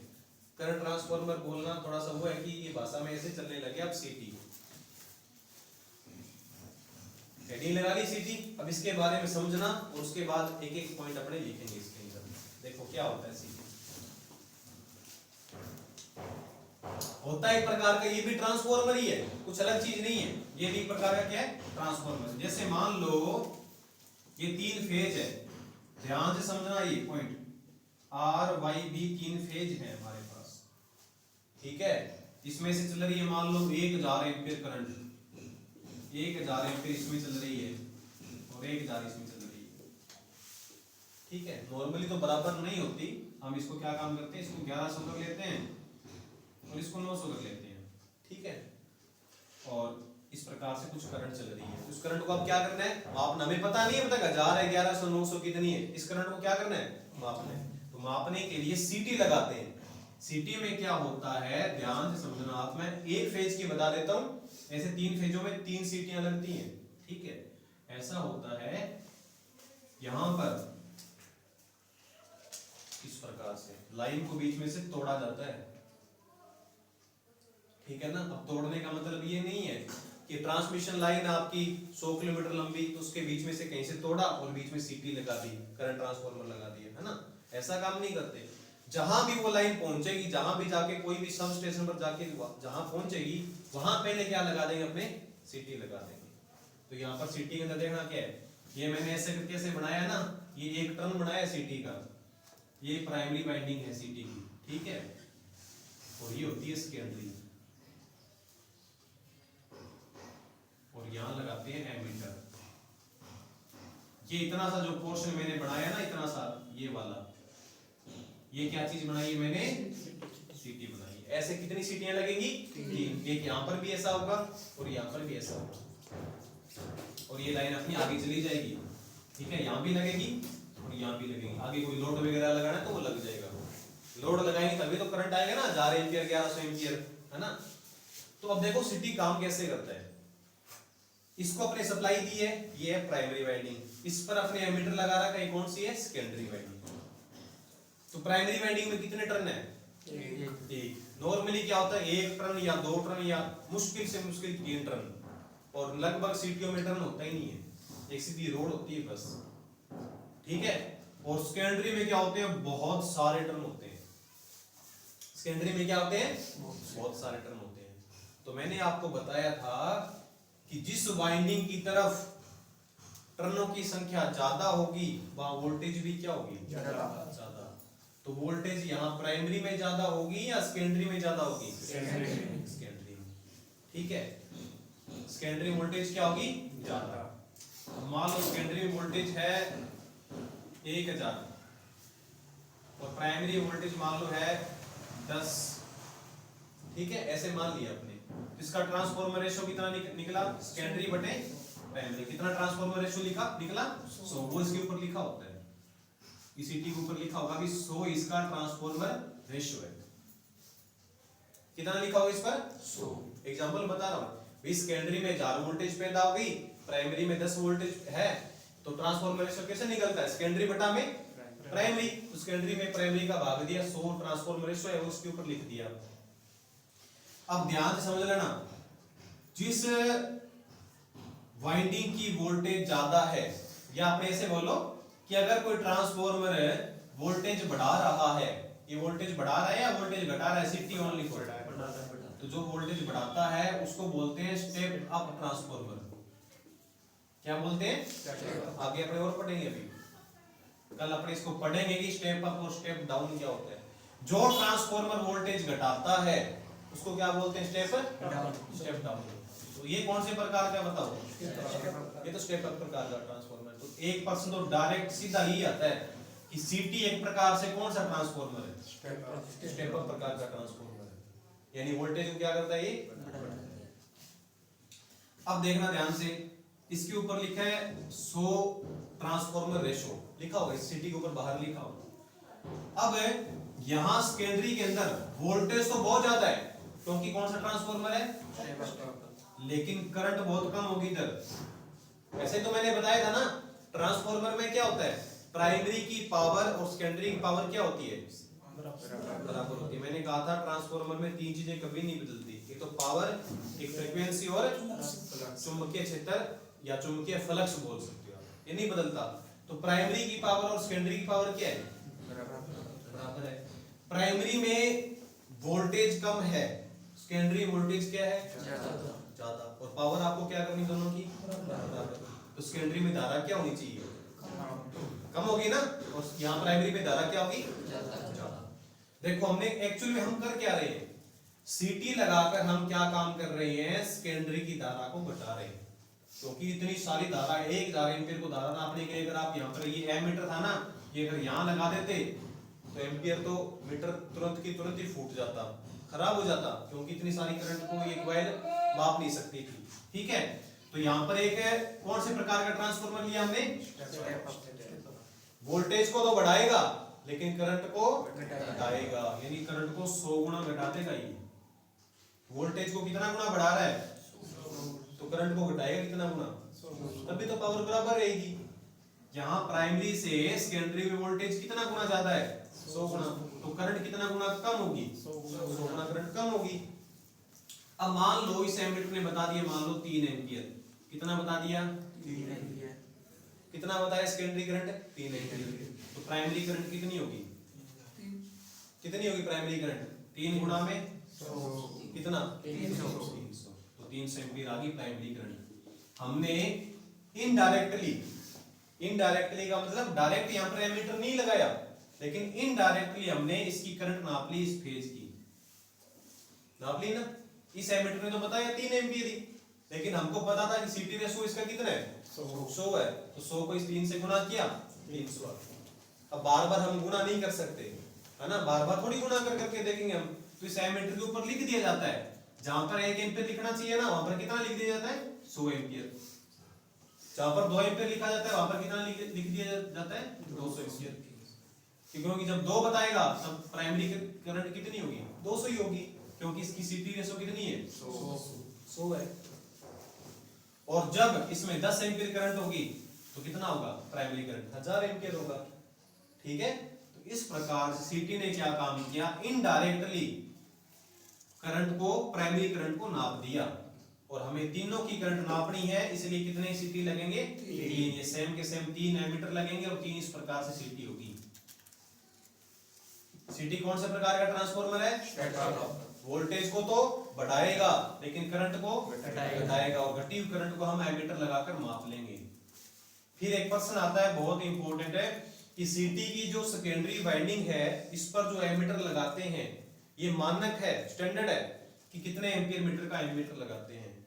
ये सेकेंडरी वाइंडिंग की धारा रेटिंग क्या होती है? 1 से 5। या तो ऑप्शन में होगा 1 एम्पियर, या ऑप्शन में क्या होगा? 5 एम्पियर। दोनों ही स्टैंडर्ड है ये।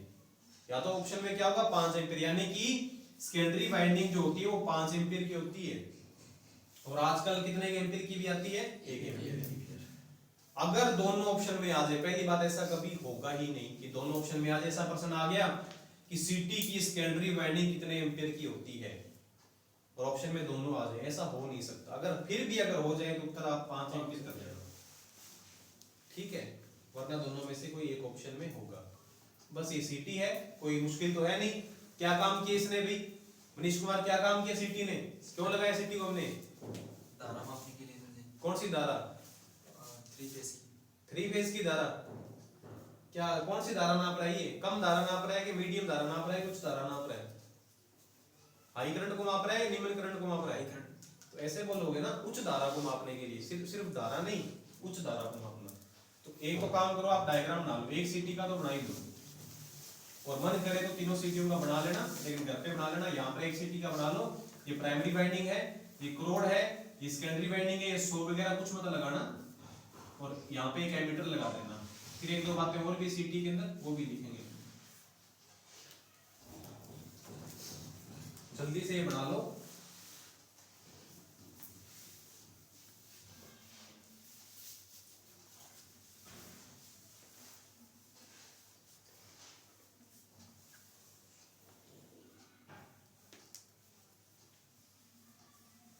और उम्मीद करते हैं कल ये लेसन खत्म हो जाए, क्योंकि हमें जल्दी जल्दी सिलेबस भी करना है।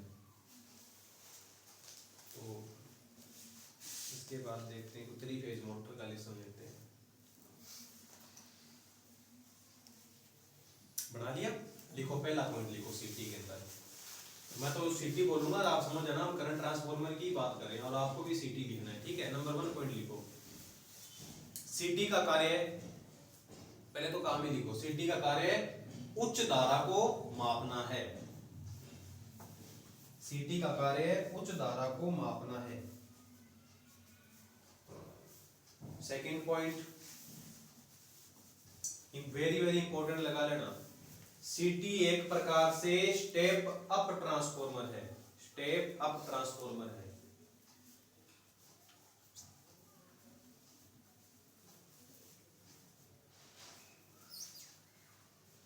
अर्थात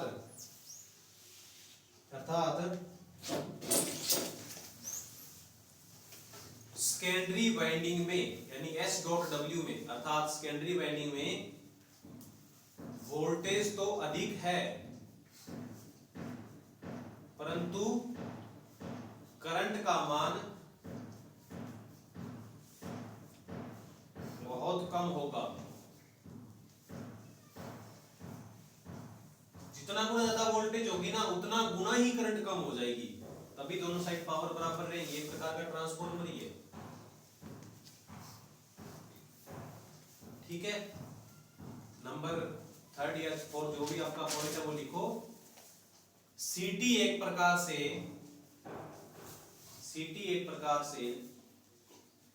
करंट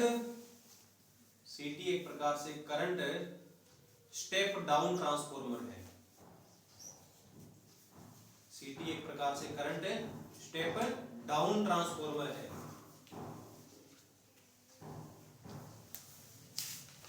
इसका आप समझ गए क्या इस लाइन का?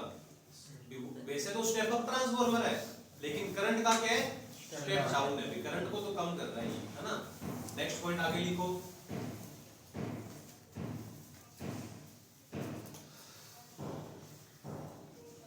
सीटी की सेकेंडरी वाइंडिंग पर लगा एमीटर, सीटी की सेकेंडरी वाइंडिंग पर लगा एमीटर सेकेंडरी धारा को मापता है। सीटी की सेकेंडरी वाइंडिंग पर लगा एमीटर सेकेंडरी धारा को मापता है।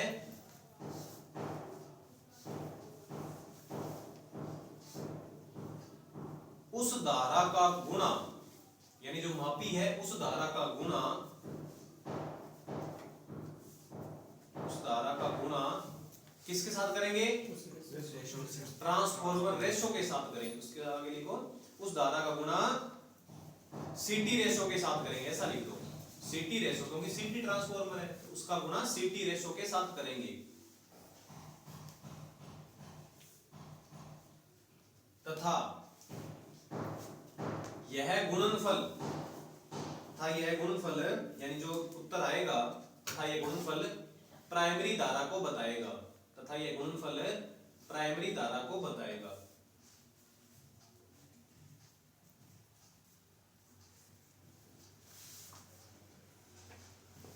अगर किसी को समझ में नहीं आया तो पूछ लो कि कैसे सीटी ने प्राइमरी धारा को माप लिया। ठीक है, मापा तो सेकेंडरी को है लेकिन हमने सीटी की जो सीटी रेशो था उसके साथ गुणनफल करके प्राइमरी को इनडायरेक्टली माप लिया। और ये हर एक सब स्टेशन पर सीटियां लगी होती हैं। जितने ज्यादा फीडर होंगे, जितने ज्यादा इनकमर आउटगोइंग होंगे, उतने ज्यादा सीटियां लगी होंगी।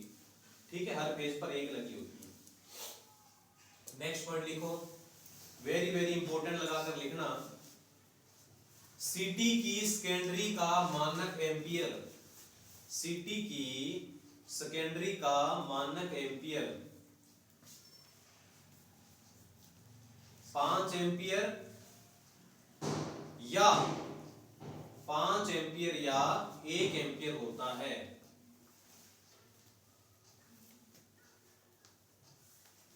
ठीक है, ऐसा तो कभी होगा नहीं ना, आज तक कभी हुआ है कि 5 और 1 दोनों ऑप्शन में आ गए।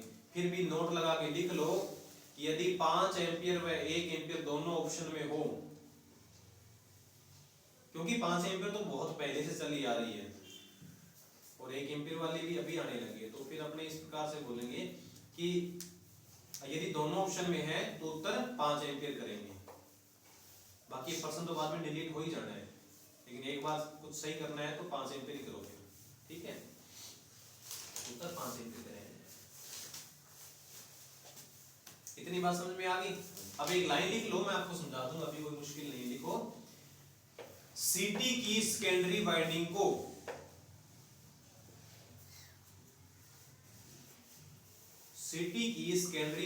को सदैव शॉर्ट सर्किट रखना चाहिए। ये सीधा शॉर्ट लिख सकते हो। सीटी की सेकेंडरी वाइंडिंग को सदैव शॉर्ट रखना चाहिए। एक ही बात है, शॉर्ट सर्किट लिख लो चाहे शॉर्ट लिख लो, रखना चाहिए। नेक्स्ट पॉइंट लिखो, सीटी की सेकेंडरी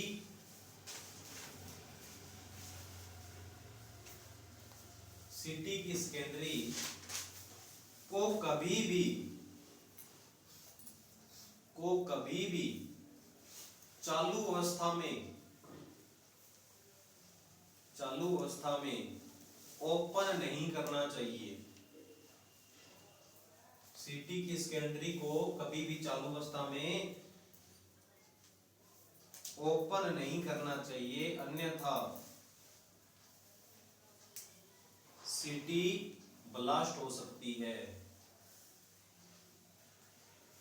या सीटी खराब हो सकती है ना, कुछ भी आप अपने हिसाब से समझ लेना, सीटी ब्लास्ट हो सकती है। उसके बाद नेक्स्ट पॉइंट लिख लो, ये भी पॉइंट समझा दूंगा तो मुश्किल नहीं है। सीटी को सदैव लाइन के श्रेणी क्रम में लगाया जाता है। सीटी को सदैव लाइन के श्रेणी क्रम में लगाया जाता है।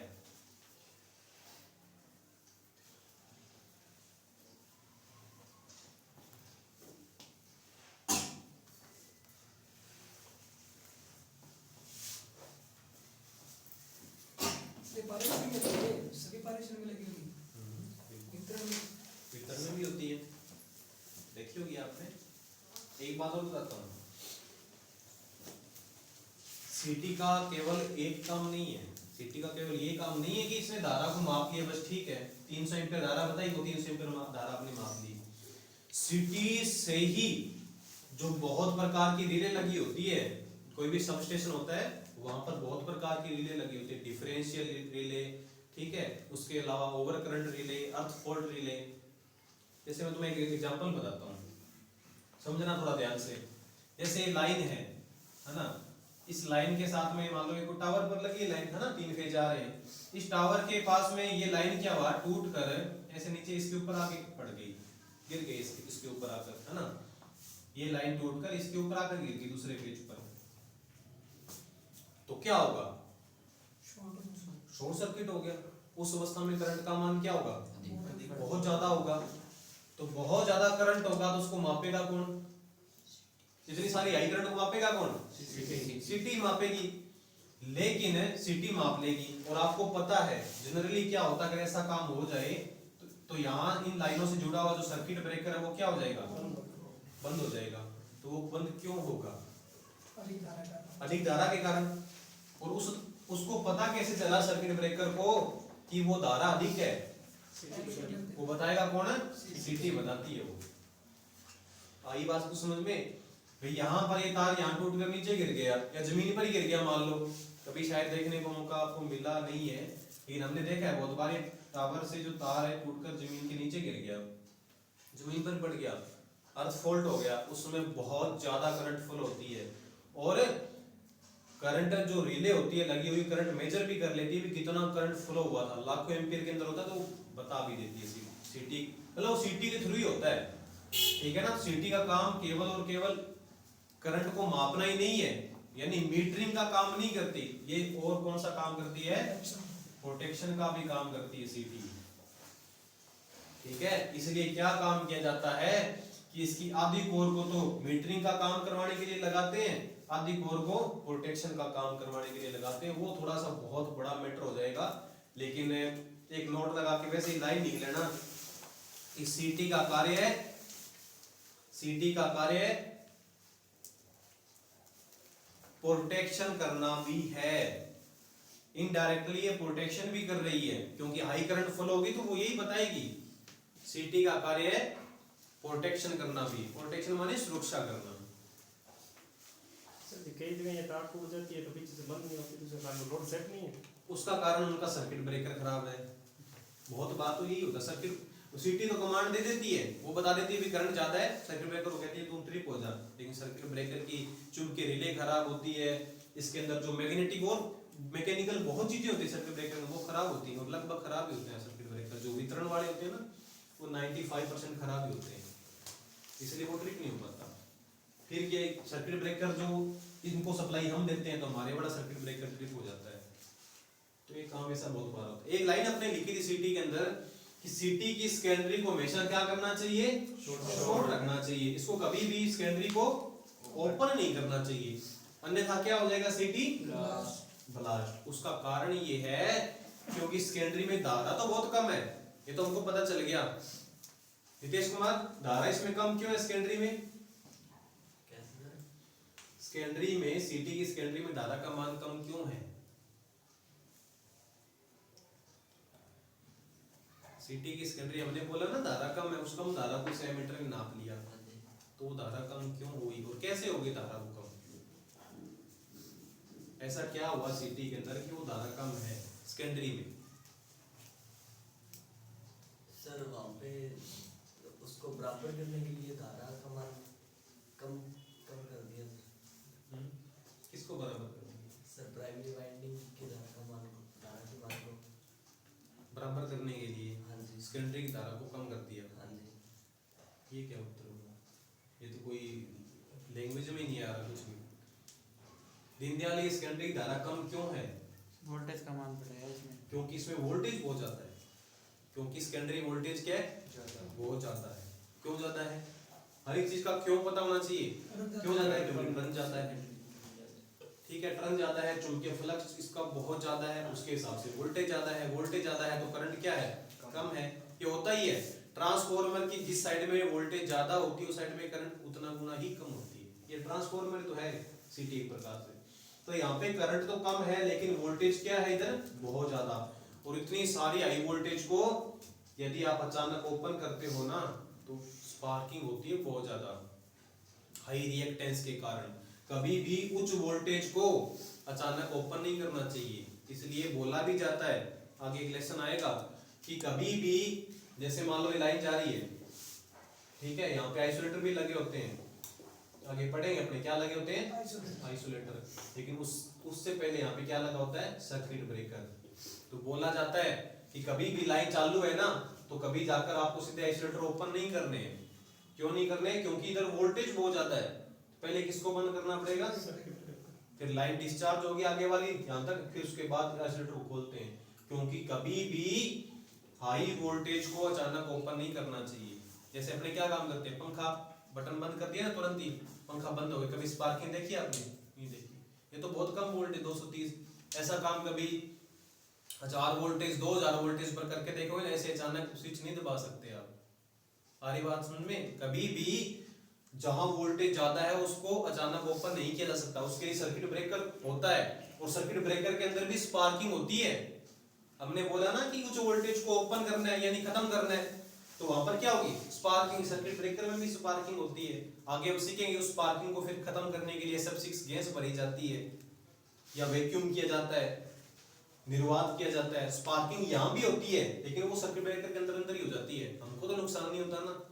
तो कभी भी सर्किट ब्रेकर सीटी की सेकेंडरी को ओपन नहीं करना चाहिए। सुन लो ध्यान से, ये सेकेंडरी वाइंडिंग हमारे पास आएगी, सीटी तो लगी ही होगी बाहर, सीटी तो कहीं बाहर लगी होगी, लाइन के आसपास सीटी लगी होगी। लेकिन जो ये एमीटर जो आ रहे हैं ना, ये लाइन जो आ रही है हमारे पास आएगी, क्योंकि हमें तो मीटर का मान बताना है कितनी करंट चल रही है, तो हम बाहर जाकर थोड़ी देखेंगे। तो ये मीटर हमारे पास होता है, तो हमें ध्यान रखना चाहिए। और आप कभी फील्ड में काम करोगे तो सीटी तो आपको देखने को जरूर मिलेगी, चाहे कौन से भी इलेक्ट्रिकल डिपार्टमेंट में चले जाना, ध्यान रख लेना। वहां पर भी सीटी की सेकेंडरी वाइंडिंग की तार आ रही होगी, वो पहली बात तो शॉर्ट रखी जाती है, हमेशा ही शॉर्ट ही होती है वो, कि गलती से ओपन ना हो जाए। फिर भी अगर शॉर्ट नहीं है तो उसको आप ओपन नहीं कर सकते। अगर आपने ओपन कर दिया तो बाहर लगी हुई सीटी है ना, वो इतना जोर से ब्लास्ट होगी कि उसके पास खड़ा हुआ अगर कोई व्यक्ति है या वो सीटी तो ब्लास्ट होगी तो कम से कम कितने हजारों रुपए का नुकसान तो वही हो जाएगा, ठीक है ना। तो ऐसा काम कभी नहीं करना चाहिए कि सीटी की सेकेंडरी को ओपन कर दी। आपको क्या काम करना है, वही बात, इस लाइन से कोई ना कोई ब्रेकर जुड़ा होगा, सर्किट ब्रेकर, पहले इसको ऑफ करो, ब्रेकर ऑफ हो गया ना, उसके बाद सीटी की सेकेंडरी को ओपन करना है, एमीटर को चेंज करना है, कुछ भी करना है आपको सेकेंडरी के अंदर, वो आपको पहले लाइन को क्या करना पड़ेगा, ऑफ करना पड़ेगा। तो ये ध्यान रखना आप। फिर एक लाइन आप अगर लिखना चाहो तो लिख सकते हो, आप ऐसा लिख लो, ऐसा लिख लो कि सीटी की सेकेंडरी वाइंडिंग को सिटी की सेकेंडरी वाइंडिंग को अचानक ओपन करने से, अचानक का मतलब हमने ब्रेकर को बंद नहीं किया पहले, अचानक ओपन करने से हाई रिएक्टेंस, हाँ इंडक्टिव रिएक्टेंस बोलेंगे अपने ना, हाई रिएक्टेंस व हाई वोल्टेज के कारण सिटी में ब्लास्ट होता है या सिटी खराब होती है, ऐसे लिख लो ना, सिटी खराब हो जाती है हाई रिएक्टेंस व हाई वोल्टेज के कारण।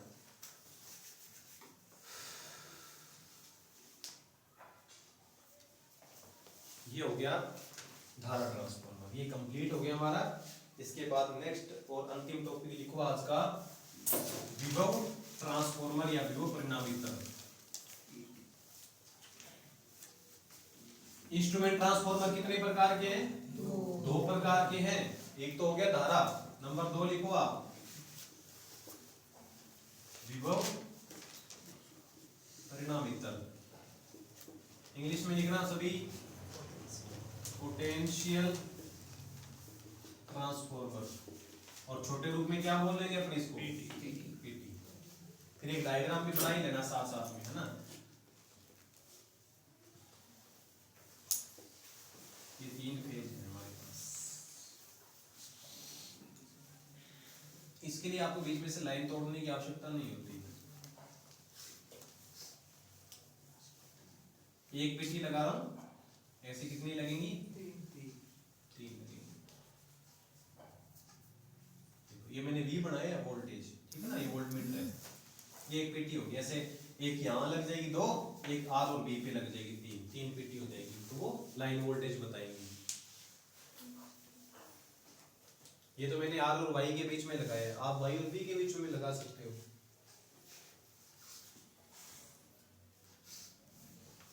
बी की नापने के लिए आर और बी, R और B।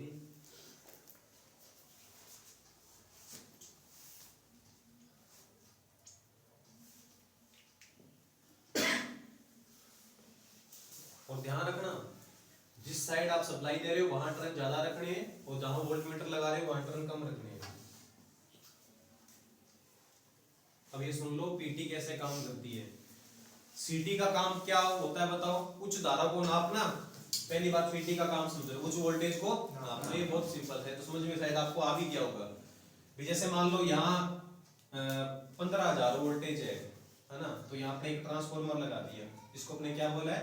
पीटी बोला है। प्राइमरी में तो टर्न बहुत ज्यादा है, लेकिन सेकेंडरी में टर्न क्या है? बहुत ही कम है। तो ये वोल्टेज को क्या काम कर देगा? कम कर देगा, स्टेप डाउन कर देगा।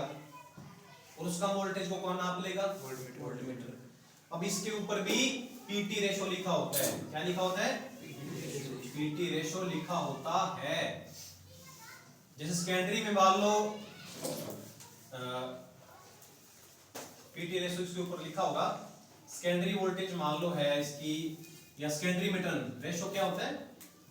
NS बटा NP। सेकेंडरी में टर्न मान लो है, क्योंकि सेकेंडरी में टर्न क्या है? बहुत ही कम है, मान लो 10 टर्न है। वही एग्जांपल लेते हैं, प्राइमरी मान लो 1000 है, इसका पीटी रेशो कितना आया? पीटी कितना आया? 1/100। 1/100। ये सेकेंडरी है और ये प्राइमरी है। चलो ठीक है, इसका पीटी रेशो कितना आ गया? 1/100 आ गया। अब इसका काम क्या है? ये कौन से प्रकार का ट्रांसफार्मर है? स्टेप डाउन प्रकार का है। इसने मान लो, इसने अपने पास सेकेंडरी जो वोल्टेज आई है वो आई है मान लो, या ये छोड़ो भले, इससे भी हो जाएगा। सेकेंडरी वोल्टेज मान लो आई है 50 वोल्ट। कितनी है सेकेंडरी वोल्टेज? 50। इस वोल्टमीटर ने बता दी 50 वोल्ट। सेकेंडरी टर्न कितने माने थे हमने? 10। प्राइमरी टर्न कितने किए गए हैं? 1000। तो प्राइमरी वोल्टेज कितनी आएगी? हमें तो इसकी वोल्टेज ज्ञात करनी है ना, आर और बी की। तो आप इस फार्मूले में मान रख देना। कौन सा फार्मूला? ES बटा EP बराबर NS बटा NP। ES बटा EP हमें किसका मान ज्ञात करना है? NS का मान कितना है? 10। यानी इसका मान तो 1/1000 है। 1/100 है ना। और सेकेंडरी कितनी आई है? 50 आई है। 50 का गुणा किसके साथ करेंगे? 100। कितना आ गया? 500। कुछ नहीं है, सीधा सा बस ये मैंने आपको बता दिया ना कि पीटी रेशो 1/100 लिखा है, तो 1 के बटा में जो भी है ना उसका गुना आप सेकेंडरी की वोल्टेज के साथ में कर दो। जैसे 100 का गुना किसके साथ कर दो 50 के साथ में, तो किसकी वोल्टेज आ जाएगी वो प्राइमरी की। दोबारा सुनो, इसका कार्य है पीटी का उच्च वोल्टेज को नापना, लाखों की वोल्टेज को नापती है पीटी। ठीक है, ठीक है।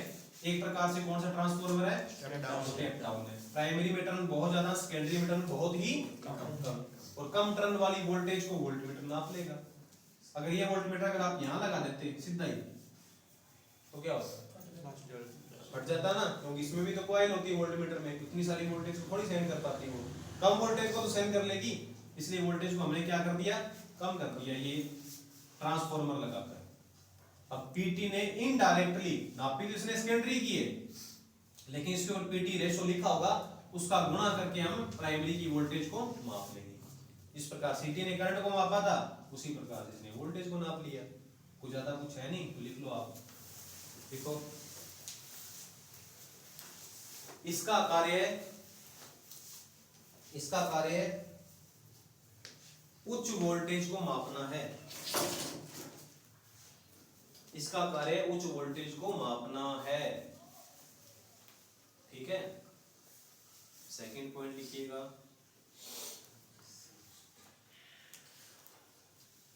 यह एक प्रकार से स्टेप डाउन ट्रांसफार्मर है, यह एक प्रकार से स्टेप डाउन ट्रांसफार्मर है।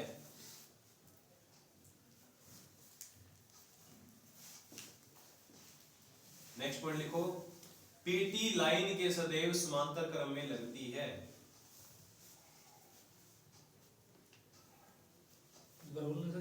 पीटी लाइन के सदैव समांतर क्रम में लगती है।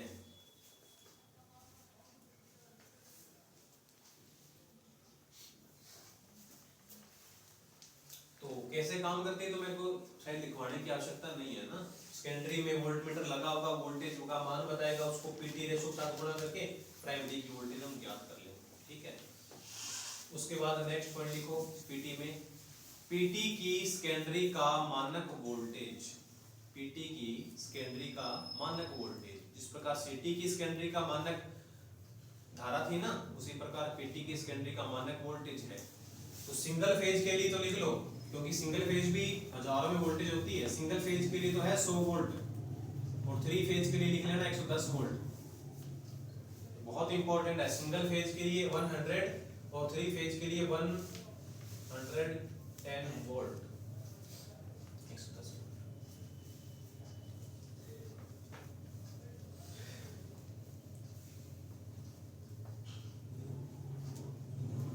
बस ये इतने पॉइंट बहुत है, बहुत ज्यादा कुछ इसमें खास है नहीं। और ये परिणामीतर वाला जो टॉपिक था ना हमारा, इंस्ट्रूमेंट ट्रांसपोर्ट, इंस्ट्रूमेंट का मतलब यंत्र, तो कितने प्रकार के यंत्र हो गए, 2 प्रकार के, धारा और विभव वाले। धारा ने क्या काम किया, उच्च धारा को नापा, और विभव वाले ने क्या काम किया, उच्च वोल्टेज को नापा। दोनों ने इनडायरेक्टली नापे हैं, सेकेंडरी के नापे हैं, हमने रेशो के साथ गुणा करके प्राइमरी की ज्ञात कर दी है। ठीक है, चलो।